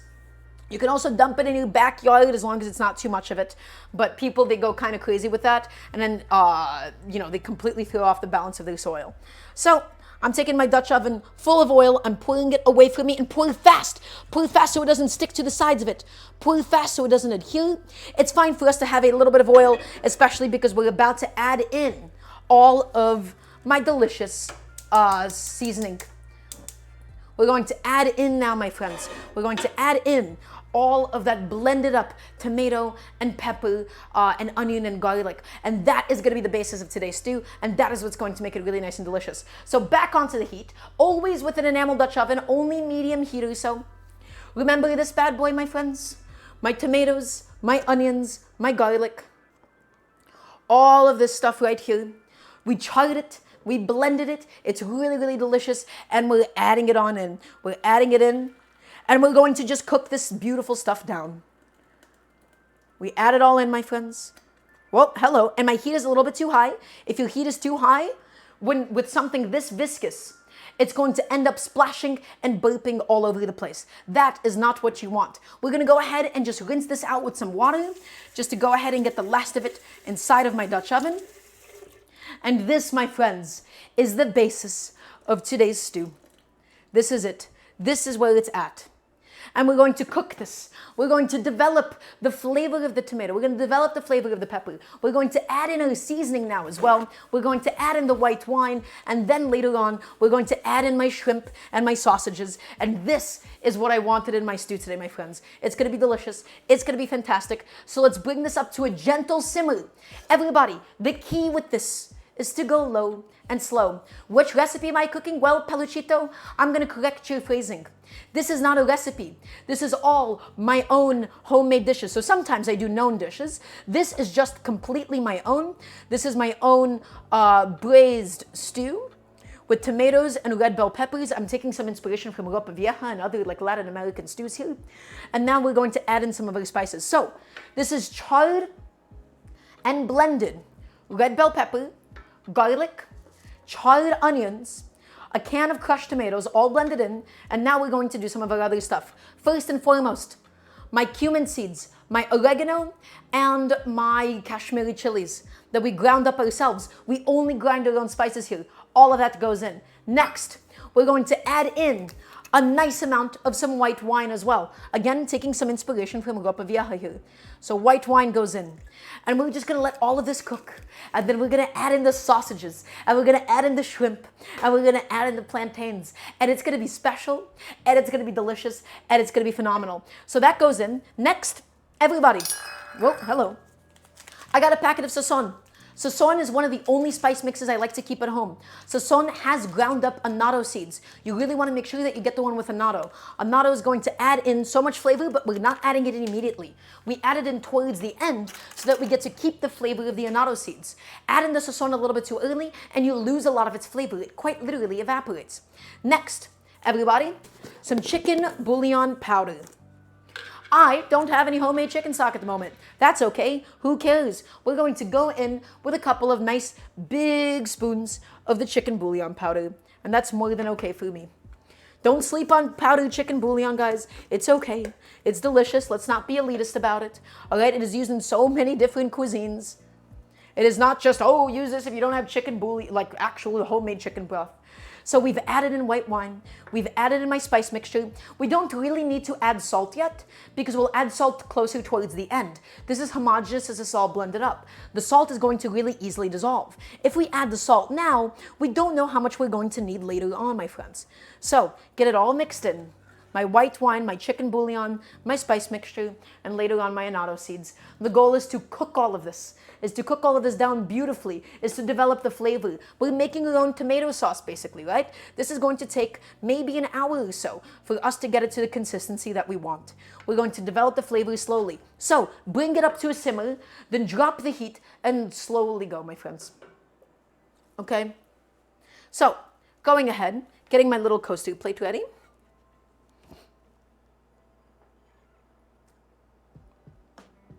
And it does seem like I have spilled hot oil on my kitchen counter. That is okay. I'm going to go ahead and clean up a little bit of it. I cannot believe that I actually ended up spilling nearly that much. That is not good, Daramgar. Let's not do that again, please. And thank you. As I was draining off the hot oil, I should have probably done that literally anywhere else and it would have been okay. Excellent. So that's going. And everybody remember, again, the key, never go on a high heat with this. You will make a mess in your kitchen. Think about it. This is thick and viscous. When it starts to bubble up and boil, you're going to build so much surface tension that it's basically going to explode all over the place.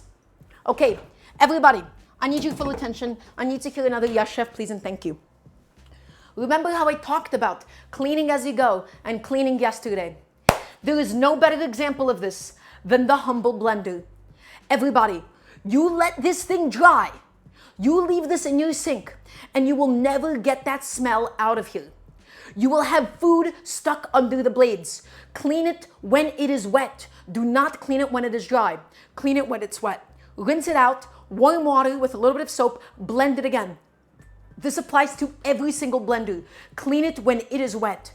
This applies to garlic presses, to cheese graters, to blenders, to food processors. Clean it when it is wet. Make the most out of your existing passive time. This is passive time. We're not doing anything right now. This is not just a life hack, Askia. This is essential knowledge. This is something that all of you should be practicing. And there is absolutely no excuses not to. Absolutely none. Not a single one, my friends. So, I'm getting in there. I'm filling this up with some nice warm water. I'm getting rid of some of the little splashes here and there. And then we're going to let it dry. And it's going to come out and be really, really perfect. So rinsing that off. And then we blend it with soap and water. That's it. That's the best way to clean things like blenders at home, guys. Use the blending function. You don't need a brush. You don't need a sponge. You don't need any of that stuff. You just need some halfway filled up with some nice warm water with a little bit of dish soap, and it will clean up itself. That is just how easy it is, guys. 2 little squirts of dish soap, and it'll take care of itself. Okay? What's a plantain? Really good question. Also, welcome on in. Joa, not really sure how to say your name. Can you please spell it out phonetically? But a plantain is a cultivar of a banana. It cannot be eaten raw. It's not digestible in the same way that a potato is not digestible, but it is cooked in different stages of ripenesses. You fry them when they're green, you fry them when they're yellow, you fry them when they're black, and when they're black, they're really sweet. When they're green, they're a little bit more vegetal, but they get more crispy that way. Okay? You can make tostones, which are fried and smashed and fried again. You can make maduros, which is just like the women I love, mature, beautiful, fried, not fried. I don't fry my women. So it's a cultivar of banana. Okay? So you can do a lot of different things with it. It smells like a banana. It tastes kind of like a banana, but it cannot be eaten like a banana. You have to cook with it. So everybody, warm water. Don't worry about it, Godzillas. Godzillas, you don't have to listen to everything I say. All right? Not everything. Most of the things I say, but not everything always. So, filled up with some nice soap and water. And guys, cleaning is as much of a part of cooking as is the actual cooking part. That is why I'm emphasizing this so much. That's why I'm being so, that's why I'm being so extra, right? It's important that we do this. It's important that I teach you how to clean. Cleaning is a real thing. I'm not here to do a little YouTube video where I use 30 different pots and pans and say, wow, that was a recipe done in 25 minutes. I hate them. I hate them, and I hate them with a passion. Okay? Because I am here to teach you how to understand things. I'm here to teach you what a cooking at home is like. I'm not here to show you how to do this in 5 minutes. I'm here to show you how to love the process and how to make cleaning as painless as possible. So clean the blender while it's wet. That's why I'm doing this now. This is my home kitchen. This is a home cooking show. This is not a professional kitchen as much as I would like it to be. blending it up, cleaning it up.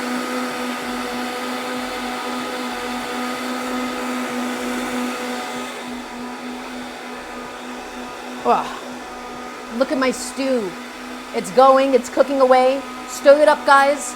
Get the bottoms, get the sides. Stop anything that could be sticking and burning. Stop it from sticking and burning. The smell, the aroma, it's all getting there, and it's all coming together, my friends.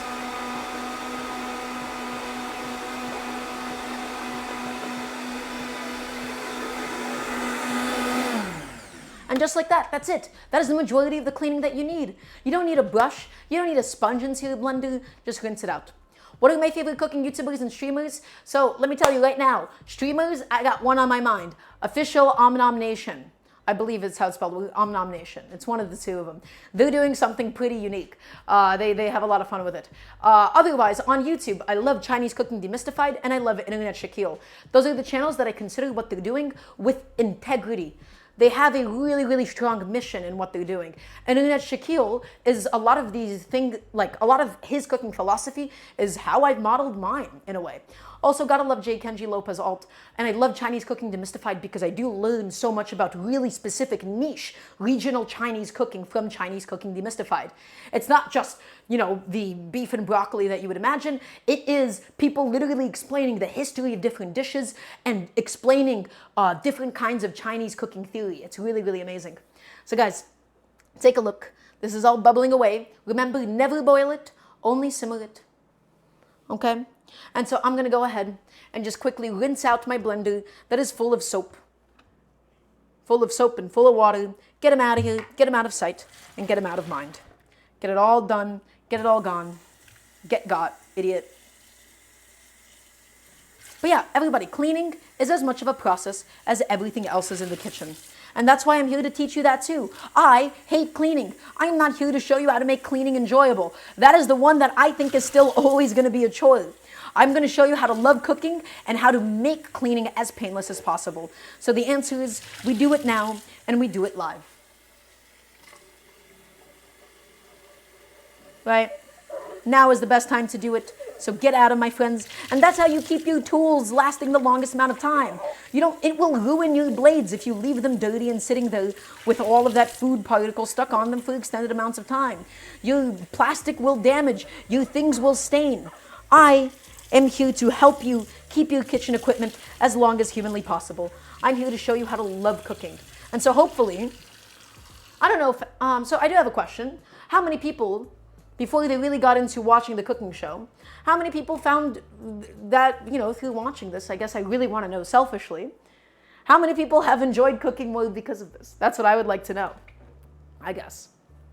That's what I would love to find out about. I want to show you all the magic of cooking. I want to show you all how special and how fun and rewarding it can be. Wonderful. Great. Well, I'm happy to help out. That's my ultimate goal at the end of the day. And if I'm achieving that, I want to keep on doing that then for a very, very long time. Okay. Made things more adventurous. Wonderful, Duolingo. Then I'm happy to assist. So right now my stew is going. Again, I only wanted my chunks to purely be the plantains, to be the shrimp, and then to also be the sausage as well. Okay? I did not want any chunks of vegetables inside of it. I wanted to have a very, very refined texture in my stew today. If you wanted chunks of onions, and you wanted chunks of bell pepper and chunks of garlic or whatever, then you're absolutely welcome to do so. In my case today, that is not what I was looking for. I wanted something very refined. I wanted something very smooth, and I wanted something very thick. All right, so going in there and stirring it all up. Again, my charred bell peppers, my tomato, my charred onions, my charred garlic for that extra smokiness. I take a lot of inspiration from like how you would do roasted bell peppers, from how you would char ingredients for a salsa, right? So all of that is cooking along. And we did whole spices, whole cumin seeds, whole chilies, whole Mexican oregano. We ground it all up. We added it in with some powdered bouillon. And then above all else, we'll be finishing this bad boy off with some of the sazon before we add in the other ingredients. So now, guys, we have to let this beautiful base cook down. It has the white wine inside of it. It's aromatic, it's sweet, it's smoky. This bad boy has everything that you've ever wanted and more.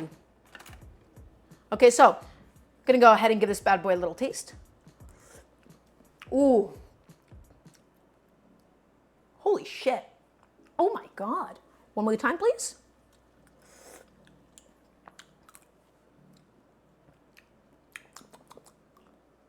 That's like a really good tomato sauce. That's really, really, really, really good. Wow. That, even without cooking it down too much, my friends, even without necessarily sauteing my onions. Oh, that has some really good flavor developed already. And it's only going to get better. It's going to get better. It's going to get more delicious. I love it as it is. And now the goal is for it to concentrate. The goal is for this to all cook down, for it to all get nice and delicious. And everybody, you need to be frequently scraping up the sides and the bottom. It's a sauce. It's a viscous sauce. The particles will get stuck on the bottom if you don't stir this. They'll get stuck on the sides of the pan. So incorporate them back in so that it doesn't burn, so that it doesn't stain. You gotta watch this thing like it's a child. Watch it like it's better than your own child. Okay? Give this thing more love and affection. And taste better too. All right. Sorry, I got a little cannibalistic for a second. Moving on. What do we need to do? We need to cook a few other things. We got to get the cabbage started. We got to start doing the sausage as well.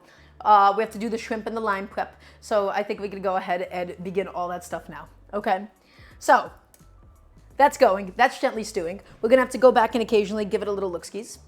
All right? And we're going to just go ahead and prep up the cabbage for my cabbage salad today. I don't need a big ton of cabbage salad. I'm just going to do a little bit. I'm going to do it with apple. I'm going to do it with the cabbage, of course, with some red bell pepper, and it's going to be delicious. Okay? Good night, Askia. It was lovely to have you.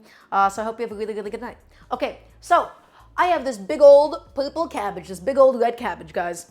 All right? Interchangeable terms. You can use whatever kind of cabbage that you would like. And I just wanted something really nice and light and refreshing and delicious and a little bit sweet to go alongside the stew today. Hence my inclusion of the apples.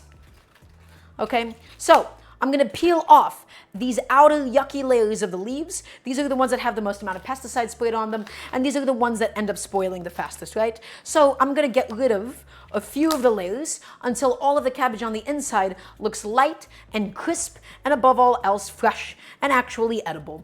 Okay, so my grandma would always yell at me for doing this whenever I prepped cabbage, but truthfully, I just want some good-looking cabbage. Is that so wrong? Sure, it's a little bit wasteful. Sure, we lose a little bit of cabbage this way, but that is more than okay sometimes. It's cabbage. Okay, I think this is going to be more than fine. Okay, lovely, big old cabbage. I might need at most half of it. I don't need an entire head worth of cabbage salad, guys. So I'm going to go ahead and take this bad boy, and with my full Daramgarian strength, it's not a lot of strength, I'm going to try to split him down the middle. Ah! Come on. There you go. Excellent. Beautiful. Cabbage. We're going to do half a head, and I'm using the smaller half because I didn't end up cutting it perfectly evenly. And I'm going to go ahead and wrap up the rest of it and throw it into the fridge. Guys, wrap it up with a little bit of plastic wrap just to make sure that it doesn't really oxidize, to make sure it doesn't really dry out in the fridge. That is how it spoils.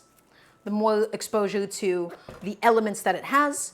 And so wrapping it up with a little bit of plastic will go a long way. So get that bad boy. And one day, everybody, in my dream kitchen, I would love to develop a way to never, ever use up anything disposable. No plastic, no foil, unless it's like paper goods. I would really love to get there one day. I want to use, there's reusable like silicone freezer bags that you can do instead of like a Ziploc freezer bag that I would love to get into the habit of using, but I haven't done so yet. I'd really, really like to get there one day. I really want to be able to show up some of my philosophy a little bit better, but I'm not there yet. I don't fully know all of my substitutions at the moment. Okay, so this is going. Everybody, once again, get some of the liquid on these sides. You see how that stuff on the sides is sticking to the pot? Get it back inside. Get it incorporated. He's not going to get let off the hook that easily. Get it all inside of the sauce. Get it all inside of my stew base. Okay, we have no patience for any slackers. Can I please get a yes, chef, from everybody watching? Additionally, everybody, if you'd like to support what we do here, if you want to support the cooking show, please, please, please help out on the Patreon. The Patreon, otherwise you can do a Twitch sub, but the Patreon is the best way to go ahead and support the cooking show. Exclamation mark Patreon or patreon.com/Daramgar, or scroll down into the About section. I want to do a cooking show full time. I want to be able to make this my own cooking show, and the Patreon is the best way to help make that happen. The Patreon, I don't have any locked benefits. I don't want to paywall any information. I want to teach everybody and make my information as accessible as possible. The Patreon is for the people that have a little bit of extra pocket change that want to help out and help make a difference here. Okay? So that is the only thing that you'll get in return, because I strongly do not believe in paywalling information. I want information and the spread of information to be free and to facilitate that and to succeed in that way as well. So, support the Patreon if you can. Guys, that sauce. Also, Miku, thank you so much for the sub. Thank you, thank you. It's really appreciated. That sauce. Oh, it's getting there. It is developing some flavor. It's getting really, really nice and sweet. It's becoming this really delicious tomato sauce, my friends, and that is exactly what I'm looking for. Okay, let's go back to Mr. Monsieur Cabbage. Meek, Daramgar does not mean anything. So, let me tell you the story behind my gamer tag Daramgar. I, in the 4th grade, played a lot of World of Warcraft. Daramgar was one of the randomly generated names for my Blood Elf Death Knight, and I said, okay, that's my tag. And then I used Daramgar everywhere. But then I have a really cute story here. So, when I was around, I think around 15 years old or so, I started going to Smash tournaments, IRL. Right? My friend got me into Smash tournaments. I really love Smash Bros. And then, of course, through Smash, I became a commentator. But I went to Smash tournaments. Previously, my gamer tag Daramgar was just used online everywhere. In person, nobody knew my now dead name. They only knew me as my tag Daramgar. They would call out Daramgar through my matches. Right? And so, people, to abbreviate my tag, because it was a little bit too long, they started calling me Dara. And then I liked the name Dara so much that I made it my own name afterwards. I remember it was so funny. Before I was trans, I was like, wow, if I had a kid, I would name them Daramgar. And so instead of doing any of that nonsense, I just had my own, name. You can't believe you weren't following? Well, Willow, this is the new channel. Willow, welcome on in. It is lovely to have you. But yeah, basically, my gamer tag was Daramgar. People didn't know my now dead name. They needed something to call me. They knew my tag was Daramgar. They called me Dara. And then I liked it so much that I made it my own name.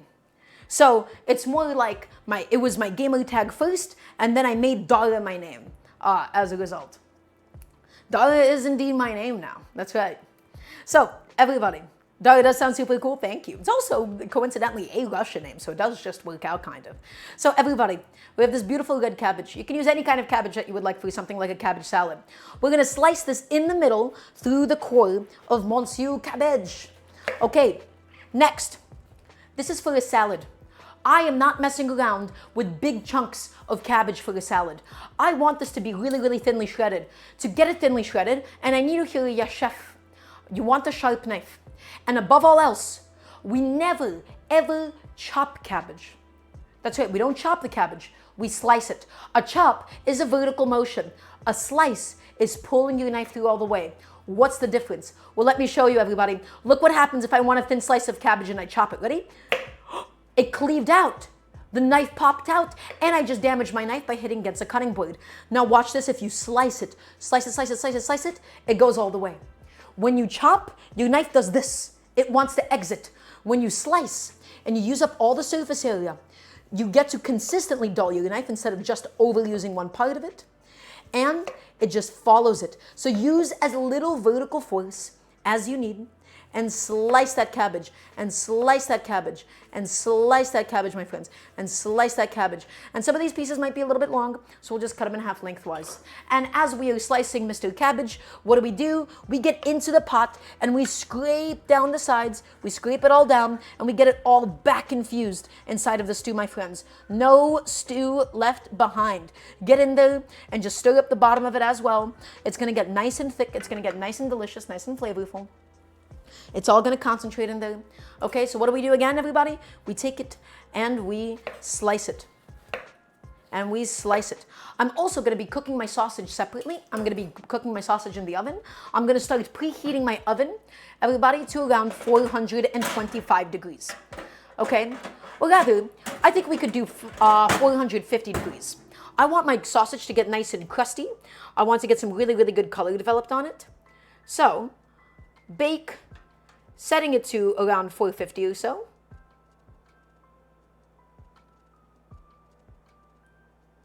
And I'm going to let that bad boy preheat. And then we'll get my sausage nice and developed and ready to go for today. So, everybody, remember, once again, thinly slice it. This is for a salad.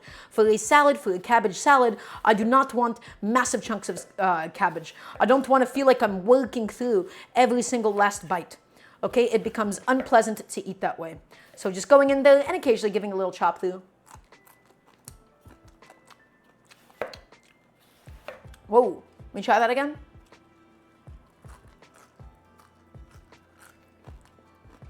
Not the best, not the sweetest. I've had better cabbage in my time. I'm half considering just doing a quarter of it, honestly. So, guys, thinly. And we don't want to get any of the core. So you see this white core? Honestly, we could just probably pop it out as long as we keep all of the layers together. So don't separate these layers too much more, right? You just want to go ahead and get this bad boy down and slice it up, Just don't separate those layers. Nice and thin, nice and thin, nice and thin, nice and thin, nice and thin. Just like so. Nice and thin, my friends. Just like that. Yeah, so honestly, I am not crazy about the taste of the cabbage. I normally want it a little softer. I normally want it a little sweeter. As a result, this kind of cabbage is better lended towards cooking rather than a raw salad. That's totally okay. Remember, guys, don't force a fish to climb a tree, right?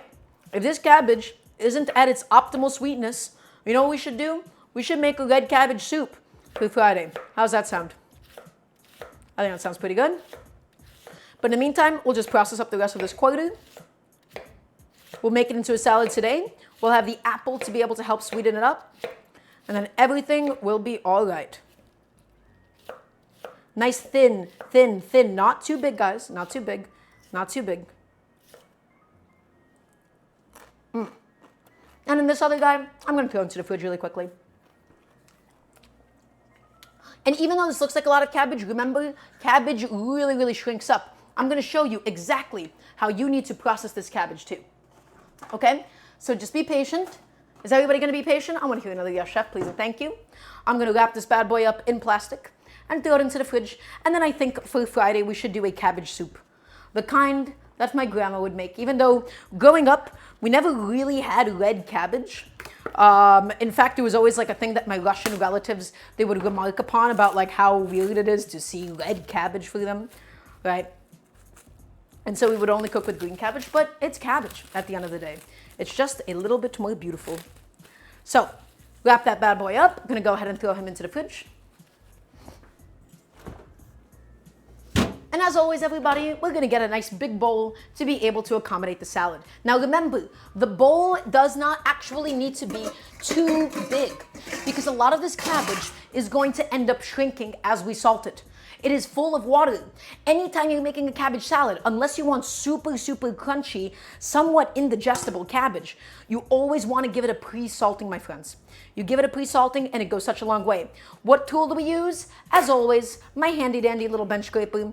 Grab it and into the bowl. Grab it and into the bowl. Grab it and guess what, my friends? That's right, into the bowl it goes. Bolio, we golio. My hands are stained. That is okay. Cabbage inside. Now let's go ahead and process up Mr. Apple.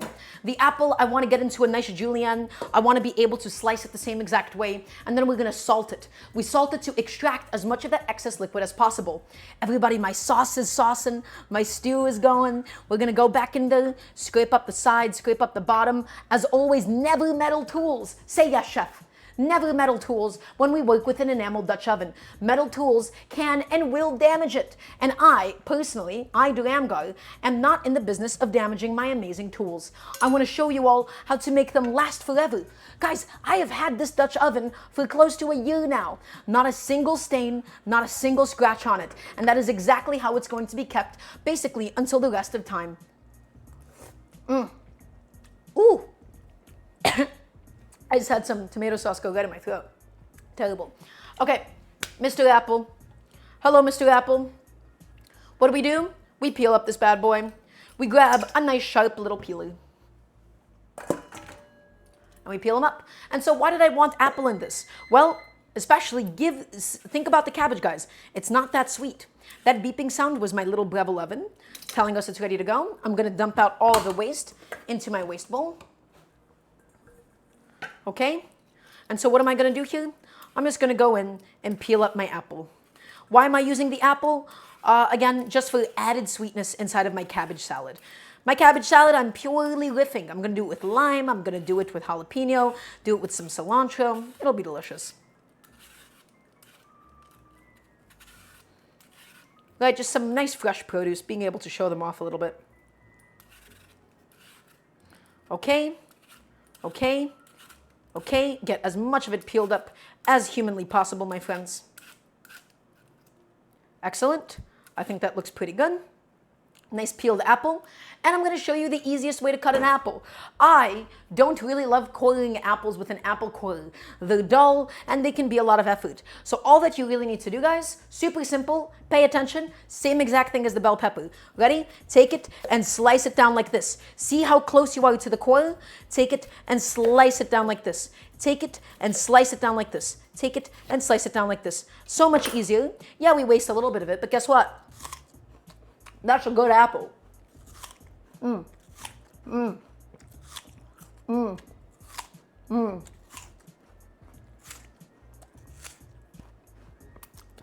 you go. Excellent. She was taught by Zeph. Zeph, that's the guy from One Piece, right? That's the chef guy from One Piece.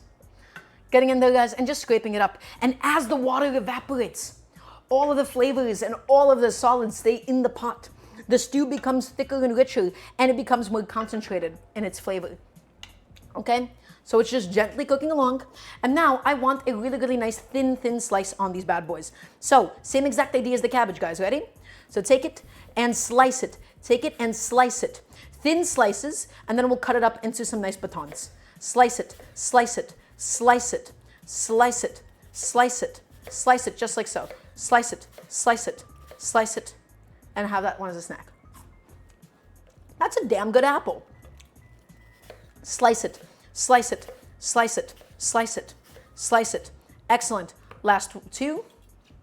Slice it, slice it, slice it, slice it, slice it, everybody. Slice it. Nice sharp knife, yeah? Slice it. Today's theme is thin slices, that's right. Only thin slices for me, my friends. Exclusively.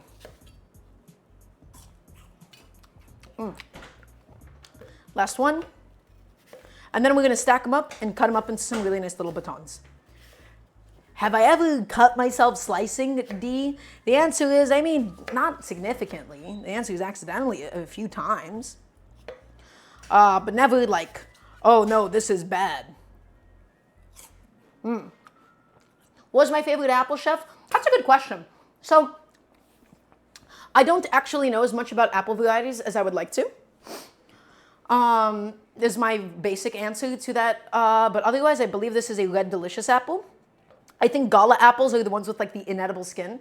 As long as the skin is like not too thick and the inside of the apple is not too mushy, then I'm good, right? But I don't know as much about apple varieties as I would like. So, going ahead and cutting this up now, we stacked it up. And we're getting these beautiful little batons of apple. And this is all gonna go into the salad. And it's gonna go ahead and soften, okay? It's going to absolutely soften as it gets salted up.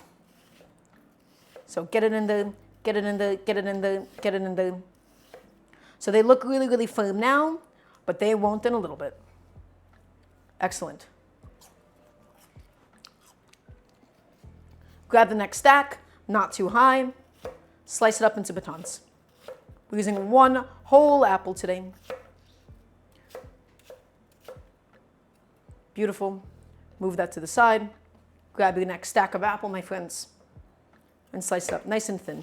Slice it. Don't chop it. If you chop it, it'll cleave out, and you won't get your beautiful batons of apple. So slice it, and slice it, and slice it, and slice it, and slice it, just like so. Excellent. And keep it going. Well, you know, yellow apples. Count JP, have you considered the golden delicious? Or is that golden and not yellow? I do like Granny Smith apples. I think Granny Smith apples have a function. Right? They do the sour thing well, and the texture of a Granny Smith is actually quite optimal. So take it and slice it and slice it and slice it and slice up all of your apples, my friends. Make it nice. It's going to be a nice little salad. If you chop, you're banned from this household. That's right. The only time we chop is when we're going through like bone, right? Anything that's really hard that we don't care about going through elegantly. So bone, pumpkin, anything that gets blended, we can just quickly chop up. But things that get sauteed, things for a salad, my friends, they will always, now and forever, get sliced. Zlo the Meek, welcome on in. It's lovely to have you. Okay, all of my apples are beautifully sliced. Let's go ahead and add them into the bowl with my cabbage. So again, I wanted this much apple because I wanted a really, really nice and sweet salad.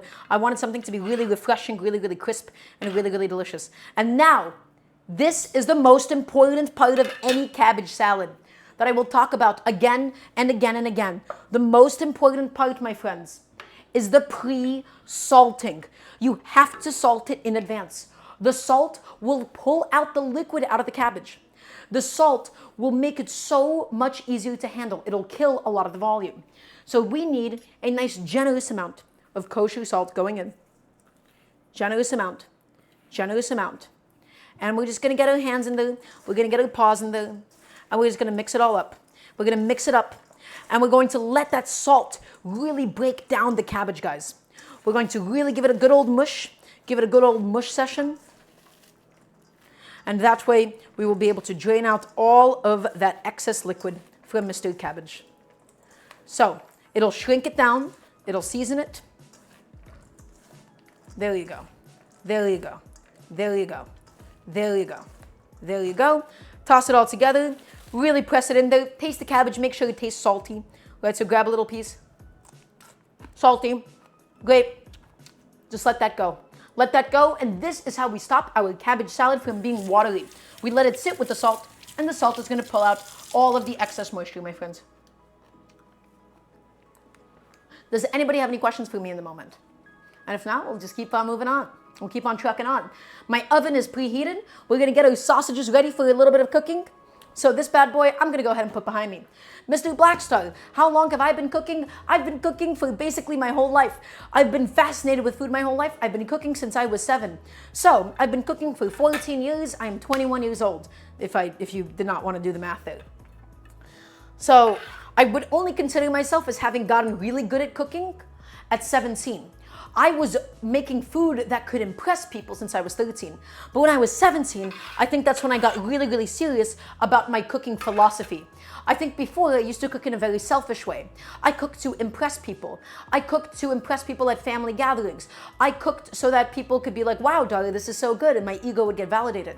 Only at around 17 did I actually really solidify my cooking philosophy, and that I really begin to understand some of the bigger concepts that's not just technical in theory, a lot of my lifestyle concepts with food. So that is my answer for you. That is my full answer. We're gonna go get the sausages ready now, my friends. Sheet tray, plop it on. Next, aluminum foil, so that the sausages have a bit of an easier time cooking on it. And again, we're doing the sausages at around 425, 450 degrees. My goal is to get the sausage separately cooked, but to get some really nice char, some really nice brown develop on it. Not a char, excuse me. I think I misspoke there for a second. So, get it up to 450 degrees or so. Dara talking about it's cooking like an anime backstory? Well, it is, right? I consider my cooking very serious. I'm gonna have, you see this cooking show, guys? It's gonna be the biggest cooking show one day. I'm so serious about that when I say that. This is gonna be the cooking show, and you're getting all in early. All right, Count JP? So that's your little heads up. you know? Okay, sausages, plop them on. Get them on there. Next, we're going to need a little bit of oil. The oil is going to help to evenly conduct the heat over the sausages as they cook. I'm doing them at 450 degrees with convection. I want my sausages to get nice and browned. So, everybody, remember, these sausages, you can't cook them forever. You can't cook them like it's a braise. You want to never really take these bad boys past 150 or maybe 145 degrees in my case, because they're going to finish up in the stew. I want my sausages to be juicy. So I used to poke my sausages. I thought that that would be important so that it didn't burst. Absolute nonsense. When it comes to Italian sausages, when it comes to chorizo, you never, ever, ever want to poke it. When you poke it, you give a lot more spaces for the juice to run out. You need to remember that the casing is what actually keeps it inside, okay? And that's what keeps your sausage nice and moist, excuse me. So, getting in there, the oil, again, it's going to help it to not stick to the pan as much as it cooks. And then just oiling it up, lubing it up slightly. It's going to help it not to stick. And it's also going to help it get a really, really nice even color on these bad boys. Okay? Oiled up. Give them some good space from each other. Give them space. All right? They've had enough time being so close to each other. They need a little bit of their own space. And so everybody, we want to meet thermometer for these. We're going to put them in at 450 for about 7 minutes. We'll check the internal temperature and then we'll flip them over. We want to never cook these past 145 or 150 because it's going into the stew at the end of the show. Okay, so that goes into my oven. I'm setting a timer, setting a kitchen timer for around 7 minutes, and then we'll check on them and we'll see how they're going. Okay, speaking of checking on them, let's see how my stew is doing. Let's see how this bad boy is holding up. Back to this. Back to him. Look at it, my friends. It's getting thick. Look at that viscosity. Look at it. Look at it go. That's what I'm talking about, my friends. This is where it's at. Scrape down the sides. Scrape it down. Scrape it down. Get some liquid up in there. Basically deglaze the sides. Back in with its own liquid. Get it all in there. We're basically making the most delicious tomato sauce that you can imagine for my sausages. Oh my God, did I accidentally recreate sausage and peppers? This is red bell peppers with tomato sauce and sausage. No, I think I accidentally just reinvented the wheel here. Okay, that's okay. That's all right.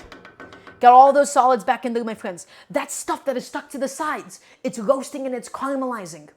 If you integrate it back in, that is how you will get most amount of flavor. That's how you will get that depth. That's how you will get that richness inside. So don't neglect it. It's both functional in that it cleans your pan and it also becomes the base of the flavor of your stew.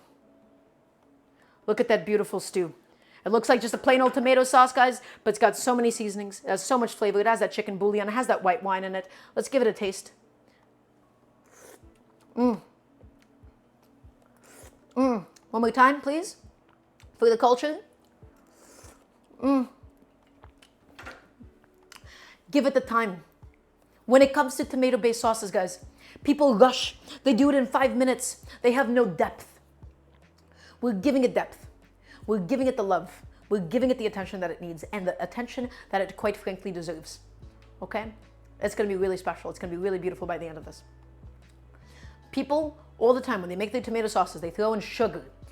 I always roll my eyes. Listen to me right now. I need to hear yes, chef, from everybody watching. I do not care what kind of tomato sauce it is. You never need sugar. If you feel like you need sugar, you didn't cook it long enough. Let me say it again. If you feel like you need sugar in your tomato sauce, you didn't cook it long enough. You cook it long enough and it will be sweet enough. It will be flavorful enough. Let it do its own thing. Let it go, my friends. Let it go. Let it do its own thing. Okay? So important. I can't even begin to emphasize how important it is. I'm gonna have a little plantain as a treat. Sweet like candy. Cook longer, no sugar, that's right. Anybody that you see that tells you, oh, add in a little bit of sugar, add in a little bit of this into your tomato sauce, they don't know what they're doing. They didn't give it enough patience, unless you're just that pressed for time. But that's why I'm not here to teach you 5-minute recipes. I'm not here to teach you how to get things done in a second. I'm here to teach you how to do things with integrity and love and respect the ingredient. Guys, the food that we eat has plenty of sugar as it is. I try to avoid adding in sugar whenever I can. Right? I try to really just develop the existing flavors, and in a lot of ways I'm trying to decondition our palates because there's so much added sugar in everything all the time. Right? And the way that you start moving away from that is by getting used to what food that is not always aggressively sweet tastes like. But we have plenty from the plantains, and we'll have plenty from the tomato sauce, right? Can we add some love, Count JP? Absolutely. We only cook with love here. We never rush. We give it love. We give it effort. We give it some thought, and we give it some integrity. And that way we're able to make really, really special and beautiful and meaningful food. When we go patient, when we go slow, going back in there, stirring this bad boy around. We still got to prep the cilantro for the salad and the stew. We still got to prep the limes. We still have some work cut out ahead of us. Okay? But right now, this bad boy is just cooking down and looking wonderful. My sausage is in the oven. The sausage is getting nice and crispy. It's getting nice and juicy in there as well. Wonderful. I'm going to have a little sip of seltzer. And as always, everybody, if you have any cooking questions at all, please feel free to ask me. Okay, we're gonna mix around the cabbage. It can be about this dish, remember, it can be about anything else. I'm here to teach you how to cook. I'm here to teach you how to understand and how to feel food. Guys, there is already a lot, you can feel that those cabbage, it's like sweating, right? My hand is wet. The salt is really, really pulling out that liquid. Chef, are you considering commentating Rivals of A32 someday? I need to first play it to decide if I like the game. I played a little bit of Rivals 1, mostly because of the aesthetic. I loved the look of Rivals 1. Given that that will no longer be a factor into Rivals 2, I am, as a result, not as enthused about it. I loved the look of Rivals 1. Okay, so we can go ahead and do some of the other vegetable prep for my salad today, which was my bell pepper and my jalapeno. We're going to do one jalapeno, taste how spicy it is, and then probably add in another one if it's not spicy enough. So, everybody, red bell pepper. Remember how I showed you how to prep it? You slice off the bottom to give yourself a nice, a nice stable base. Okay? And then we take it and we shave the sides, my friends. We take it and we shave the sides. We take it. Ooh, this one is pregnant. Well, sorry about that one, little buddy. My fault. Take it, and then this side can just kind of pluck off a little bit like that. There you go. And this is going to be the red pepper for my salad. Excellent. And then this jalapeno, we're going to do it a little bit differently. We're going to cut the head of it off. Then we're going to cut it in half lengthwise, like so. Then we're going to cut it into quarters. And then once it's cut into quarters, we get to expose all of the seeds. And we get to get rid of all of that extra spice and extra bitterness that we don't really need in our final product. Thank you for buying the Ugly Pepper, Chef, of course. Ugly vegetables that are misshapen can be absolutely still used. You just don't want vegetables with a lot of visible mold. But guys, even if you do, guess what? Most vegetables are okay if they're a little bit moldy on the outside of it. It depends on how porous and soft it is. The more porous and soft it is, the less you want to risk it. But the harder the vegetable is and the less wet it is inside, the more you can get away with if it seems like a little bit spoiled. Okay? So, going back to my stew. And my sausage is going to need a little temperature check in 20 seconds or so. So we're going to go ahead and evaluate that as soon as that comes out. I'm going to get ready for that. Again, we're only cooking the sausage to about 145 to 150 degrees. It's going to finish cooking inside of the stew. We don't want to overcook it at this stage. So I'm going to grab, hold on, I know, stop yelling at me, thank you. It's just been going for 7 minutes at 450. All that I'm going to do is just quickly remove my pot, give this bad boy a little bit of space, grab my temperature probe, and then we're going to see how my lovely little sausages are cooking along. And if they're cooking well, and what do they need? We're going to give them a little check. What do they need? How are they doing? How are they feeling? We'll get a little vibe check on them. So out go my lovely sausages, and of course we'll give them a good old flipping session before we put them back on in. Okay? Again, we cook them separately so that we can go ahead and get that color developed on them. All right? Tell me what temperature you are, my friend. What are you?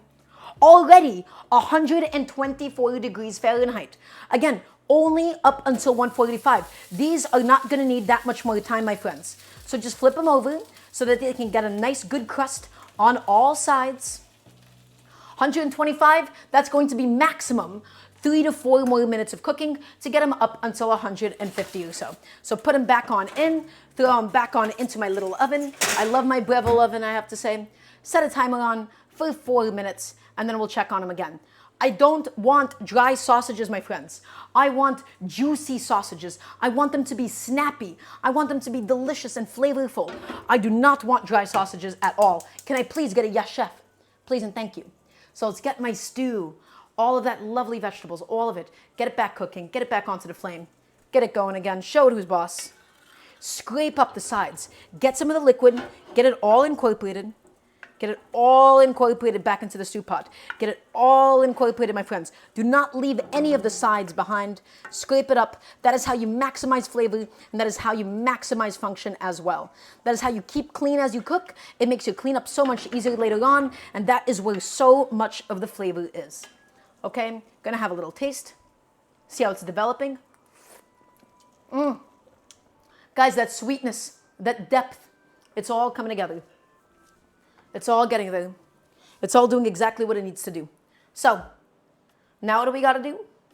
We got to chop up some red bell peppers. And by chop, I of course mean slice. I would never mean actually to chop it. Whew, you kidding me? So, I want really, really nice thin slices, my friends. So, it's already been cut into planks. Thin slice, thin slice, thin slice, thin slice, thin batons, thin batons. Match the texture of the other vegetable. Match it all. Match it all, match it all, match it. Matchsticks, basically, right? Because we don't want these red bell peppers to be too big or too small relative to everything else. And we might need to even cut it in half one more time, too. Because my strands are a little bit long, and that's okay. Just cut them in half and set that pile. Set that pile aside. Cut the stack in half. And then we once again just slice it up. Slice it, and slice it, and slice it, and slice it, and slice it, and slice it, and slice it as follows. Nice, thin little slices. That's going to be perfect. I can smell my sausage cooking. It smells perfect. Wonderful. There you go. Not the most flavor out of my bell pepper, but again, the apple will compensate. The sausage smells fantastic inside of the oven at the moment. We'll pull it out soon. I'll be all set and all ready to go for my purposes today.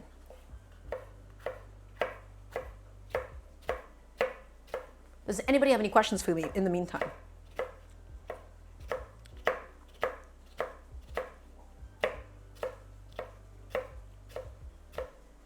There you go.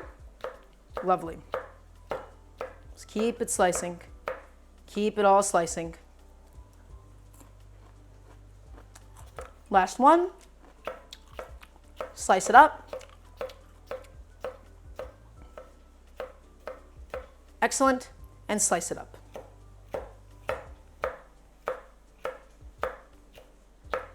There you go. Beautiful little red bell peppers. And then the jalapenos, I'm going to cut them lengthwise. What do bell peppers really add to a meal? Well, Count JP, they add sweetness and they add texture, and it's a vegetable at the end of the day. But really, it's for me, it's a lot of the sweetness. That's what they really, really add. Ooh, those sausages are cooking. They're getting really, really delicious. My stew is cooking down as well. It's getting viscous. It's getting really, really nice and thick, my friends. Just how I like them. And let's also thinly, thinly slice up the jalapeno. And this is going to add the heat into my salad today. Let's taste how hot it is.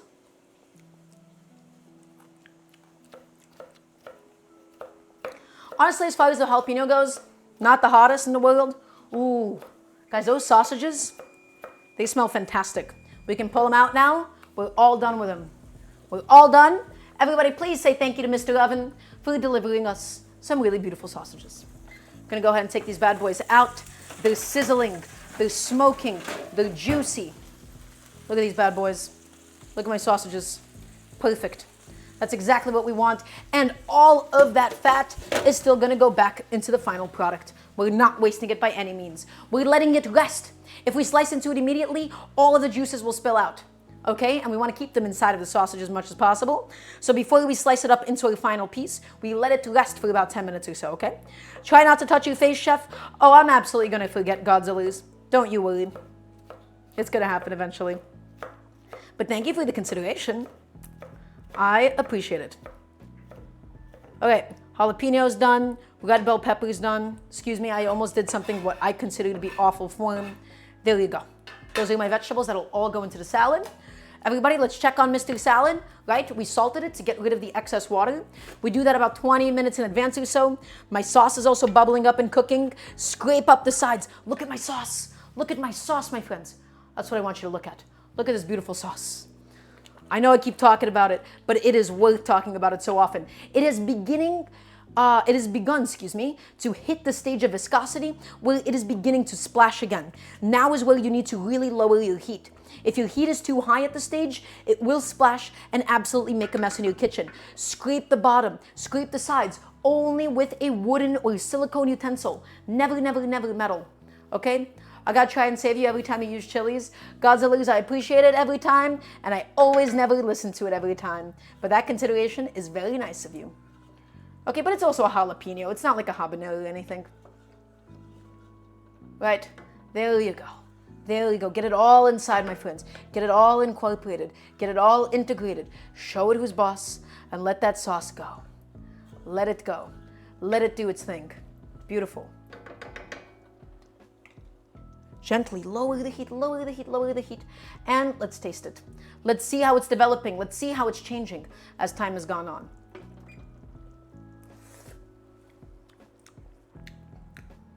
Really damn good is the answer.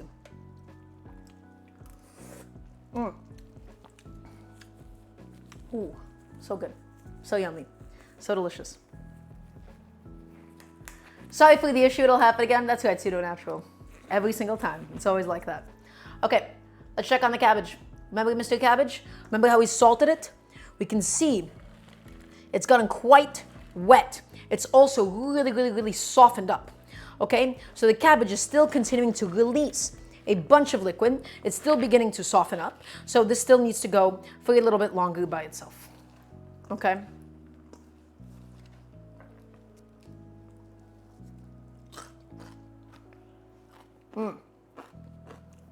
It's getting more tender. The apples are really helping it out in the flavor department. So just gonna set that bad boy down. Gonna put him aside. And as for the rest of these guys, let's go ahead and just throw these onto my little plate until we're ready to put it into the rest of the salad. So red bell peppers, green jalapenos. It's gonna be bright, it's gonna be vibrant, and it's gonna be delicious. Okay. So get it all in there. You got recently an old briefcase from your mom? Welcome to the club, Count JP. Oh yeah, we love briefcases here. Also, now would be a good time to add in my annatto, my sazon. I'm gonna add that directly into my pot. For a bit of extra oomph, for a bit of extra flavor. Add that all in. And that's also going to just continue to develop this incredible sauce that we have worked so hard on making together, my friends. White wine and chicken bouillon and cumin and Mexican oregano. Amazing. Get it in there and mix it all around. And mix it all around. There she is. There's my stew. Really, really refined, really, really smooth. Just like a beautiful tomato passata, basically. Get it all back inside of the pot. Taste it.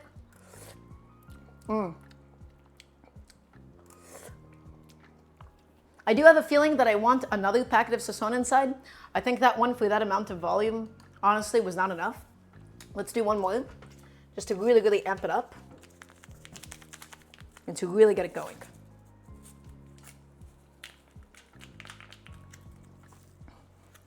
There you go. Get it all in there, get it all inside. A lot of work ahead of us still, my friends. Get it all in there.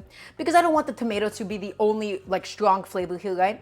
I think I might have, in retrospect, I think I added too much tomato inside of my stew. I wish I had a smaller can, or I could have just used half a can. But it's kind of hard when you're cooking with like a can of tomatoes. Ultimately, I should have probably just amped up everything else. It is a little bit too tomato forward for me, for what I was going for.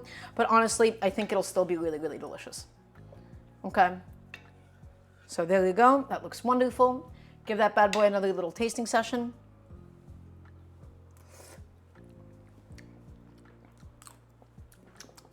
Taste it one more time. Oh yeah, and now just let those seasonings soak in. Let them do their thing. Okay, we're gonna go ahead and prep my lime and cilantro for today. We're gonna need them both and everything. So, cutting board all set up, all ready to go. And now it is time for us to once again pluck some cilantro leaves off of the stem. As always, as per usual, a fixture and a staple of the cooking show. Cilantro. I don't like the stems. The stems tend to be a little bit woody. They tend to be a little bit fibrous. So we're gonna go ahead and get rid of them. Nice big bunch of cilantro. Because why? Well, you can't really have this kind of cooking without cilantro, my friends. You can't really have Latin American food without cilantro. Without lots of cilantro all the time. Right? So, going ahead, getting that ready. As always, washed it. Tupperware, paper towel, keeps it nice and fresh as a natural humidity regulator inside. And all that we're gonna do is it is time for us to pluck the leaves. We pluck the leaves, we pluck the leaves, we pluck the leaves, and just get it going. Just get it going and let it happen. This is a really good time to ask me any and all cooking questions that you may have while we're busy plucking the leaves of the cilantro. So if anybody has any questions, comments, concerns, please feel free to ask me. Cilantro is everywhere. Well, correct, Chai Chica. In many parts of the world, but especially I feel like it is the fixture, right, of a lot. I mean, every single Latin American cuisine features a lot of cilantro. Once upon a time, that's right. But Serena, right now, we're above the 2-hour mark. We're going to be probably finishing at around the 3-hour mark. Especially given how Sunday's stream went, I want to be able to do right by all of you this time. I am annoyed with how much tomato that still was, though. I know that was like an extra large can of crushed tomatoes. It's just so annoying, like when you have so many like canned tomatoes, you don't know what to do with the rest of it, I guess. Yeah, the tomatoes are a little bit more overpowering than I would have liked at the end of the day, but that's okay. That's all right. I think we'll just get used to it. So going in there, plucking up all my cilantro rather, excuse me. And this is going to go both into the stew as well as into the salad. Just for that really, really fresh herbaceousness, my friends. So almost done. And I gotta say, ever since moving to my new neighborhood, the quality of the cilantro here has been so much better, which I am not upset about at all. I'm quite happy about it, in fact. Almost done. Get the last few leaves off. Get my stems out of here. And there you go. Nice big beautiful pile of cilantro. And so everybody, what do? As always, it's time to slice them. And we never, ever, ever chop it. I want to hear another yes, chef, please, and thank you. We never chop it. We only slice it. We don't want to bruise the cilantro. We don't want to destroy its texture. We just want to really, really gently slice it with a nice sharp knife. So take it in your hands and bundling it up. Does chef drink coffee? Pseudo-natural, the answer is only decaf. I love the taste of coffee. I realized that caffeine made me feel awful. And so I have to only drink decaf. So everybody, we're going in there and we're slicing it up. Nice big long strokes of your knife. Tip to base, tip to base, tip to base, all the way through. Never chopping, minimal vertical force. We're keeping the cilantro really bright green and really, really fresh and aromatic. We're not ravaging it, we're not destroying it, and we're not bruising it. Slice it, my friends. Slice it. Be gentle. Be gentle. Nice sharp knife as always. And we're slicing it. And we're slicing it. We have a few leaves that have gone rogue. That's okay. We'll get them back in there. Everybody's going to get the slicing action. Nobody is immune. So pile up all those leaves that have fallen out of our hands. Get them back in. Get them all back in. Nobody is free from the Daramgar. And I do mean nobody. So get them all in there. Get them all in. Get them all in. Excellent. Beautiful. Beautiful. Beautiful. There you go. Get those little guys and get these guys all back inside. And give them a nice little rotation. And give them another slice. Give them a little slice, give them a little slice, give them a little slice, give them a little slice. Excellent. There you go, there you go, there you go, there you go. And we're gonna just do one more pass through just to get any of the less big leaves. And as always, everybody, we never chop, we always slice. We just slice it and we keep it really, really refined and really beautiful. Okay, gonna go ahead and put it onto the rest of my vegetable bowl. Some of this will go into the stew, some of this will go into the salad, and some of it will be for garnish. Count JP, it was lovely to have you. I hope you have a lovely rest of your night. Let's go back to my stove. Let's go back to my stew. We'll give it another taste. We'll mix it around again, my friends. We're scraping up the bottom. We're scraping up the sides. Count JP, I hope you have a fantastic night. We're getting everything, everything, everything, everything really, really nice and incorporated. All of it in at once. All of it in, all of it in, all of it in.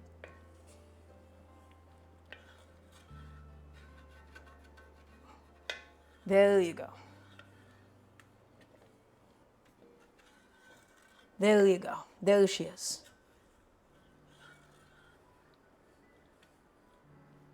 That is becoming thick.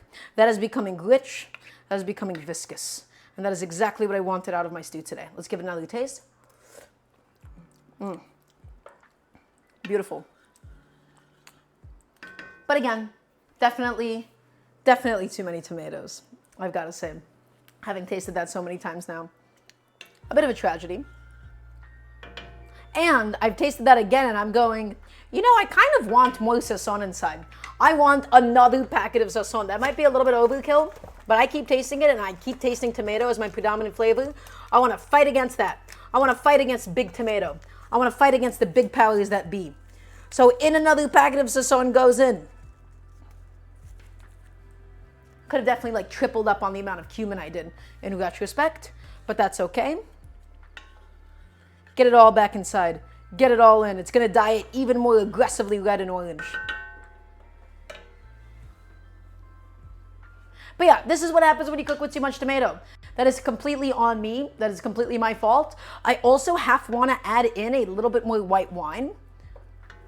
But honestly, I think it'll be just fine. I think it'll be fine. I think it'll be delicious. Just as it is. So get all of that stuff mixed in. Get it all scraped in. I know I keep saying that over and over again, but it is so important. That's why I keep emphasizing it. Oh yeah. Really delicious. Okay, lovely. So what do we have left to do, guys? We just gotta juice up some limes. We gotta zest some limes. We gotta juice some limes. We gotta finish up the salad. I'm having another piece of plantain because I deserve a treat. Would more dried chili be nice? Honestly, trash can, yeah, but I'm kind of over it. I think it'll be okay. I think it'll be just fine. So I am gonna go ahead and get my nice little condiment cups, and I'm gonna go get my handy dandy little citrus press. And it is gonna be time for us to go ahead and zest and juice some citrus. We're gonna need about half a lime's worth for the salad, or maybe an entire lime's worth, and we're gonna need 1 lime's worth for the stew. So, as always, everybody, what tool am I going to be using? My microplane. I love this thing and I love it to death. So all that we're going to go ahead and do is just zest up we're going to zest up 2 limes. 1 lime's worth of zest is going to go into the salad. In your offhand, you hold the lime. In your dominant hand, you hold the microplane and zest it. Remember that the zest is where the majority of the lime's flavor is held. Not in the juice, only in the zest. You don't want to go into the pith. You don't want to go into the white part of the lime, my friends. You just want to be able to get all of that zest. So there you go. Rotate it as you go. And let's go ahead and just clean it up a little bit. You don't want to go into the pith one more time. You don't want to go into the white part. The white part is just bitter. The green part is aromatic and delicious. So grab it and zest it. And zest it, my friends. And just keep on zesting it. And zest it once more. This one's a little bit small for my dainty little hands, so navigating it is becoming slightly difficult.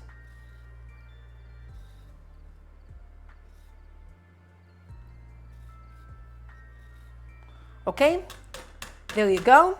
all of that zest has now been officially removed. We're going to go ahead and grab my bench scraper. We're going to divide this in half. Half of it will be used for the stew, and half of it will be used for the salad. Maybe a little bit more for the stew than the salad. Beautiful. Okay, and now everybody, it is time for us to simply juice it up. We're going to juice up this lime. We're not going to add all of it into the salad immediately because remember, you can always add lime, but you can never take it away. We don't want it to be too acidic, okay? So half a lime's worth of juice goes in. And we could probably also start off with half a lime for the stew itself.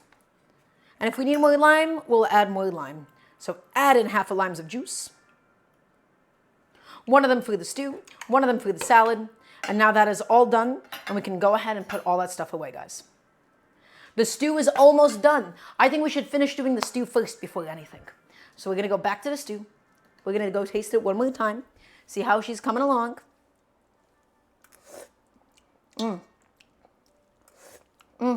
Delicious. Get it all scraped up. Get it all back in there.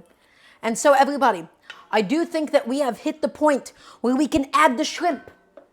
Remember my shrimp that we have peeled. So we're going to make sure that the heat is as low as possible. You don't want this to be aggressively boiling because if your heat is too high, you're going to end up with a bunch of rubbery and overcooked shrimp. And that is absolutely not what we are looking for, my friends. We don't want rubbery, overcooked shrimp. We want tender, juicy, snappy shrimp. So, take this out. Lower that heat, my friends. Lower it. Lower it, lower it, lower it. And add in Mr. Shrimp. Add them in. All right? Just add them all inside. Plop them in. And then we'll just take our tongs to break it up because the shrimp is raw and I don't want to contaminate the spoon. So add it in, mix it up, break it up, and now let it go and do its own thing for a little bit. This shrimp is so small, it really only needs a few minutes. I'm going to go ahead and throw this into the dishwasher in the meantime. And honestly, at the same time, we could probably also just add in my plantains. I want my plantains to heat up inside of the stew. I'm going to add them in right now just as it is. Come on, little guys, let's go. Come on. Let's get them all from the sheet tray, from the wire rack rather, inside of my stew pot. Oh, and I did that from way too high, and it completely splashed all over my really nice shirt. So that's why you don't do things from too high, my friends. It's hot stew, so please be careful. Add it in, let the shrimp go. My sausage has rested. Now we gotta slice up the sausage and add it back into the stew. So, there you go, just grabbing up these little guys. We're gonna add all that sauce. Oh, there you go, come on, let's go, thank you. We're gonna slice up the sausage. We're gonna add the sausage fat directly inside because the sausage fat has so much flavor that it can provide for us. And it's also a stew. It's okay for this to be calorie dense. It's okay for this to be rich. Get it all in there, my friends. Get it all in there. All of that has the spices from the sausage, from the hot Italian sausage, okay? So get it all in there. And now let's go ahead and slice this bad boy up. Good morning, Chief. It's lovely to have you. Welcome on in. So my heat is super, super low. My shrimp is gently, gently poaching, okay? And now we have these sausages, and we're gonna cut them the same exact way as the plantains. Nice rounds of sausage, just like so. Juicy, moist, snappy.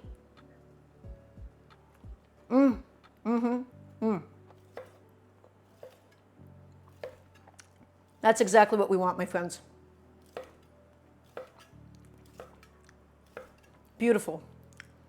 Not overcooked, not dry, not just dry sausage inside of a stew. Perfect.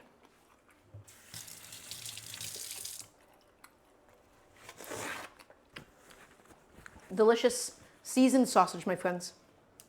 And now, I'll get it back onto the sheet tray and we'll dump it inside.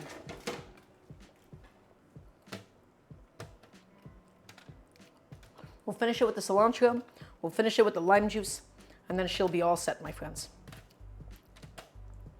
Guys, I love sausage so much. I have not been able to get decent sausage in so long because none of my places, besides like my local chorizo, was good. But otherwise, I didn't get access to like good Italian sausage in forever. But now I do. And now, let's go ahead and add all of this inside. Let's add it all in. The stew is coming to an end. The shrimp has now been poaching very, very gently. And let's mix it up. My plantains, my sausage, and my shrimp. All of it in now. We're going to check to make sure that the shrimp is cooked. We're going to lift one of them up, and we can see that it's just about fully curled up on itself. That's a very, very good indication of the shrimp's doneness. We didn't overcook it. We didn't blast it with heat. We just really, really gently poached it up, my friends. So, give that a second longer just to be able to heat everything through.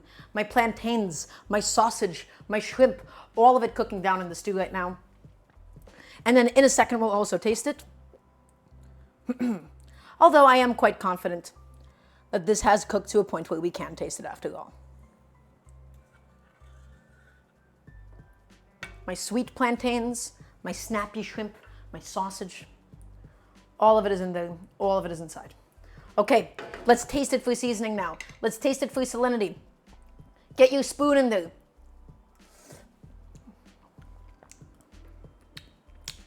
It's gonna want some salt. Oh, it's good.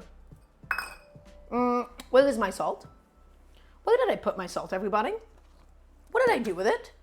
Excuse me? Did I lose my salt? Ah, found it. Okay, let's get my salt in there to really wake everything up. Make sure it's all nice and seasoned and mix it all up.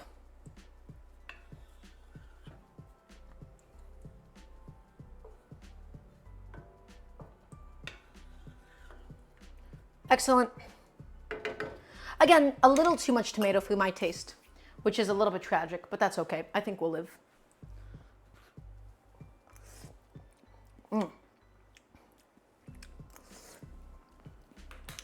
Even more salinity will be needed. A little bit of extra salt, guys, goes such a long way in really, really waking everything up. So a little bit of extra salt goes in. Heating the sausage back up through.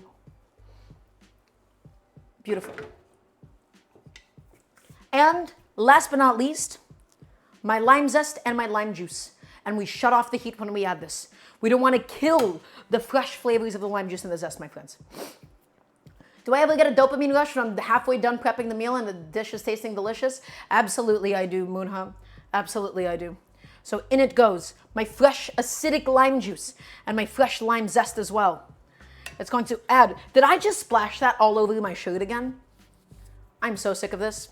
I'm so sick of making a mess on myself, I've got to say.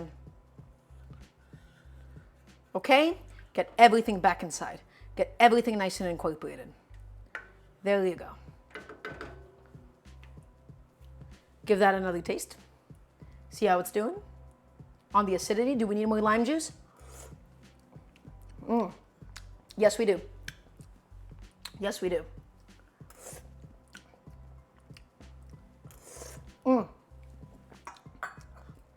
Delicious as it is, I'm gonna want even more lime juice inside, my friends. So we're gonna start off with another half lime. We're gonna mix it, taste it, and see do we want more acidity. The acidity goes such a long way. Half a lime. We go in little by little, my friends, so that we don't accidentally add too much of it, okay? Lime juice goes in. How does it taste? How does it taste now? Let's find out. That's the citrusy, that's it. That's what I'm looking for. It's citrusy. Now it's really come alive. That's what I'm looking for. That's perfect. Without being aggressively citrusy, without it becoming overpowering necessarily. Okay? Let me taste that actually one last time. You know, I kind of want to do another lime. Let me try that one more time. It's good. You know what? No, it's not that much about the citrus. I think that's going to be okay. And now let's go get a generous bunch of cilantro. And while the heat is off, so crucial, so important, cilantro goes in. And this is what's going to take it over the edge. This is the final ingredient for my stew, my friends. And the stew, I can now say, is officially done. More like a tomato sauce than a stew, really, but it's got enough stew ingredients. Let's taste it with the addition of the cilantro now. Yep, there it is, cilantro, lime juice, delicious. Put a lid on it, keep it warm. Everybody, my stew is done. Please wish good night, Mr. Stew. Everybody in chat, please and thank you. I'm going to clean up my station, and then I'm going to go ahead and finish up my salad for today. So just getting rid of a few things, putting a few things away, throwing a few things into my dishwasher. While we have a second of time, while we have that second of opportunity, remember to clean as you go when you cook at home, guys. Cleaning as you go is just so essential. It is so important. There is no substitute for it. I know you want to eat. I know you want to get there, but this way you will thank yourself later in the process.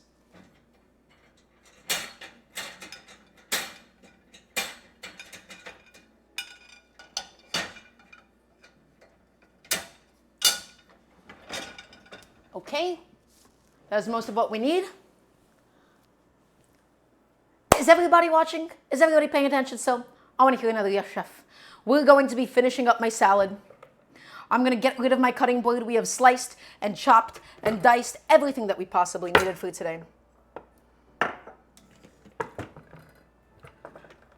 I am a little annoyed about how much tomato I had in this. Oh, I looked at that can of crushed tomatoes and I definitely went, okay, this is going to overpower it. And I still went ahead and did it anyways because I did not want to end up with half a can of tomatoes after. So take this as a note to use less tomatoes than you'd actually think. Because let me tell you, tomatoes, they can absolutely take over when they're not welcome. Okay. So,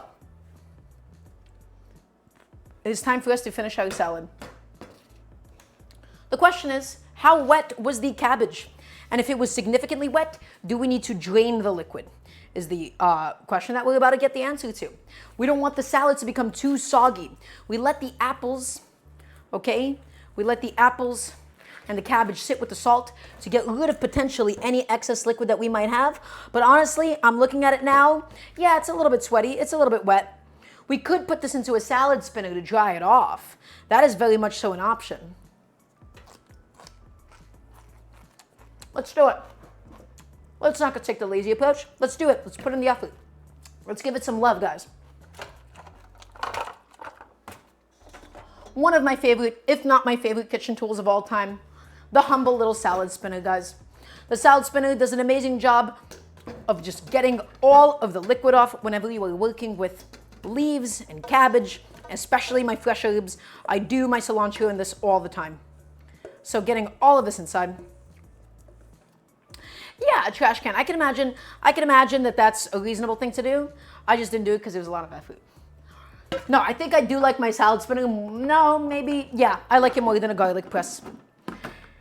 So take it and let's spin this bad boy dry. Let's spin it dry. It's shaking the table with these centripetal force. Not sure how that's exactly said. Stop. See how much liquid we got out with just a little bit of spinning, guys? Actually, it's not all that much.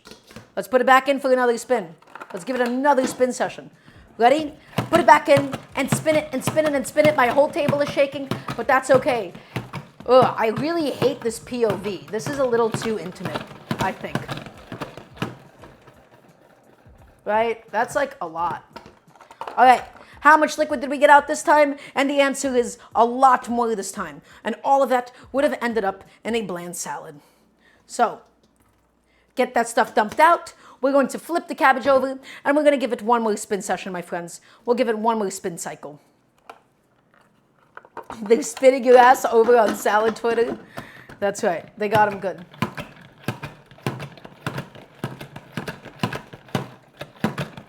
Get it in there and spin it dry, and spin it dry, and spin it dry. There you go. Great. Wonderful. Did exactly what it needed to. We're going to take this bad boy. We're going to go ahead and dump them into my final bowl. We got rid of all of that excess bland liquid, my friends. We need a cooking utensil tier list on Twitter, Ooh, Moonha, that is an excellent content suggestion. Oh my gosh, you are so smart. You are so, so wise. Lime juice and lime zest. Inside she goes. My bell pepper and jalapeno. Inside she goes. It's gonna need some more salt. It's gonna need some more seasoning. A lot of the salt has left when we spun it dry, when we got rid of all that salty liquid. Cilantro goes in as well. And we're gonna need that salt, my friends. Let's go and get a nice generous amount inside. Where is my salt container? Excuse me. There she is. We're gonna do this amount. We're gonna toss it together, and then we're going to evaluate how much we actually have. So I think that with this, I could get away with some tongs.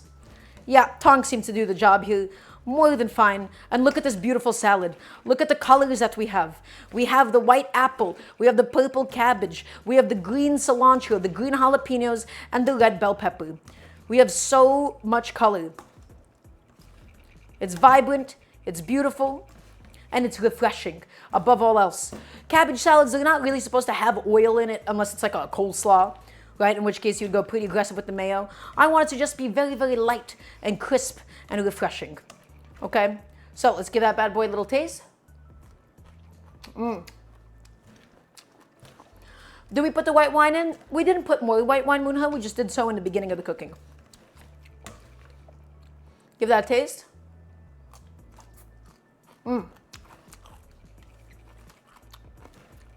That is a pretty delicious salad. Now, how do we finish it off? We'll do a little bit of black pepper. I don't want too much of it. I don't want it to become the overpowering predominant component here. So give me a second. I gotta adjust it really quickly. The pepper grinder is a little broke, but that's okay. Seems to have got it fixed up.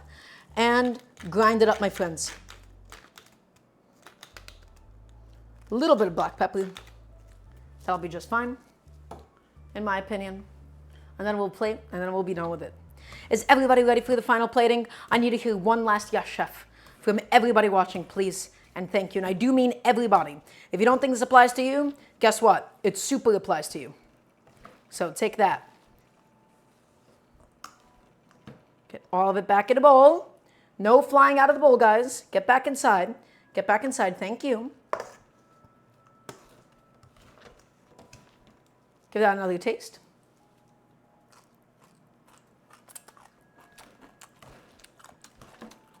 I kind of want more salt. That sweet apple in there, so nice.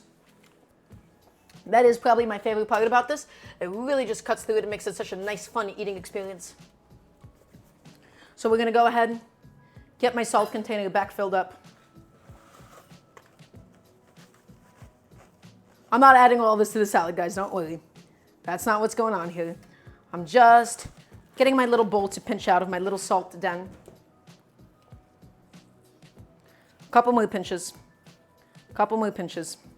and mix it in. Because I want a seasoned salad, my friends. I don't want the bland salad. I want seasoned, and I want it delicious. So get it all in there. Get it all mixed up. Get it all mixed up. All of the edges, all of the sides. Get everything nice and mixed up. There she is. There she goes. Remember, you can't overmix it, but you can absolutely undermix it. And if you undermix it, you will have pockets of salt and pockets of bland. Taste that again.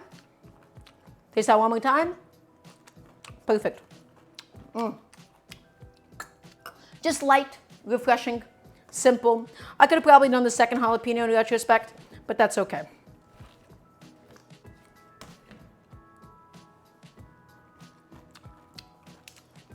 Oh yeah, that's pretty okay. Everybody, it is time for us to finally plate. I am gonna give my counter a little wipe. I'm gonna get all these little particles off of it. We're gonna go ahead and plate ourselves a nice big portion of that stew. We're gonna get some sausage. We're gonna get some shrimp. We're gonna get some plantains immersed in all of that sauce. Okay, so first, we've gotta grab a little bowl for this. And go into the sink, idiot. Thank you. The worst part about living on the first floor of a house, guys, is the ants. There are several ants, and they are not welcome, and I don't like them. Okay? I am so sick of them. We'll deal with them. We'll figure it out. So, get ourselves a nice, healthy portion of all of that salad, guys. We can go ahead and put that behind us. We're going to go get ourselves a nice, healthy portion of all that stew as well. And then we're going to dig in and we're going to enjoy. So I'm going to grab my bowl. We're going to go look at this beautiful pot of stew. It's bright red. It's delicious. It's flavorful. It's got everything you've ever wanted and more. Grab a nice thing of that and get it inside. Hello. Goodbye. Whoop. Thank you. Some plantains, some shrimp, some sausage. And that is plenty for a portion, I think.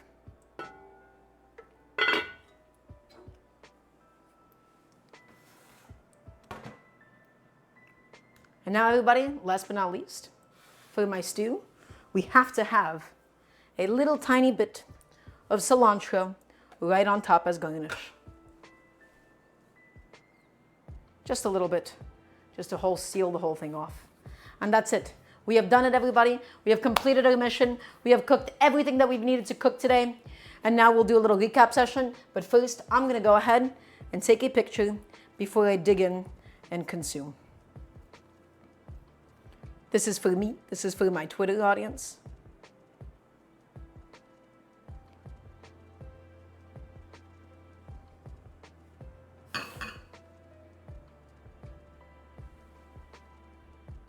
Oh, and one more of that stew. It's glistening. It's gorgeous. Take a look, my friends. This stew, we charred bell peppers. I need to hear one more, yes, chef, I lied. Is everybody listening? It is time for the final recap. We have made everything that you're looking at right now ourselves. So what do we do and what do we accomplish? We charred red bell peppers, onions, garlics, and tomato. We blended it down into this lovely base. We fried plantains. In the fond, we added white wine. We added the base. We ground up our own oregano, cumin, and chilies. We added it all in alongside some chicken bouillon. We roasted sausages, peeled some shrimp and added on in. We added the plantains, finished it with lime juice and lime zest, as well as some fresh cilantro. We garnished it with some more cilantro on top. We have the shrimp, we have the sausage, and we have the plantains all in one, my friends. All in one, ready to give us some of their love. We have this lovely little cabbage salad. Red cabbage, sliced it up.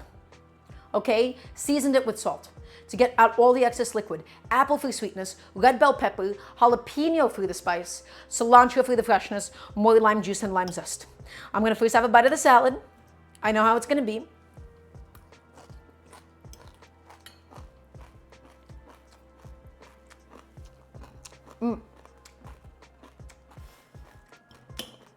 Just light, and crispy and refreshing.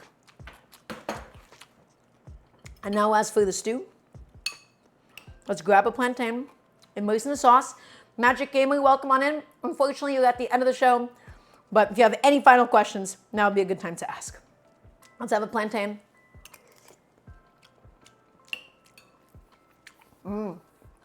Ooh, that plantain is like candy. Let's have some of that shrimp.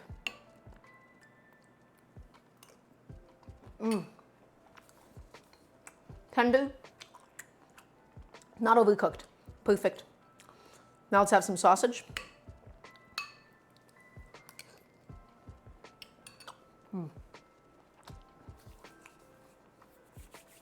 Delicious.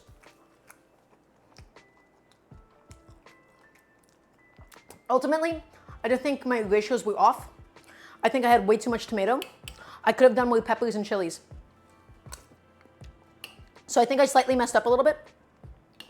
The tomato is definitely like the overpowering factor. It just feels like a spicy tomato sauce, but it's still delicious. It's still lovely. Not exactly what I went for, but no problem at all. Everybody, thank you for being here. Thank you for showing up. Thank you for rising to the occasion. This was a bit on the longer side, so thank you for all for being here. As you all may know, every Wednesday, every Friday, every Sunday, 5 p.m. EDT. If you like what we do here, if you want to support the show, my goal is to be able to do this full-time one day. Exclamation mark Patreon in the chat, or scroll down and go into the About section. Okay? My goal is to be able to do this full-time one day. I want to keep teaching you all how to cook. I want to keep teaching you all how to cook at home. Thank you all for being here. I appreciate all of you. Stay safe. Be well. I'm going to see you all this Friday. We'll probably do something like a Russian-style cabbage soup, question mark. And until then, I hope you all have a good rest of your week. Excuse me. See you then.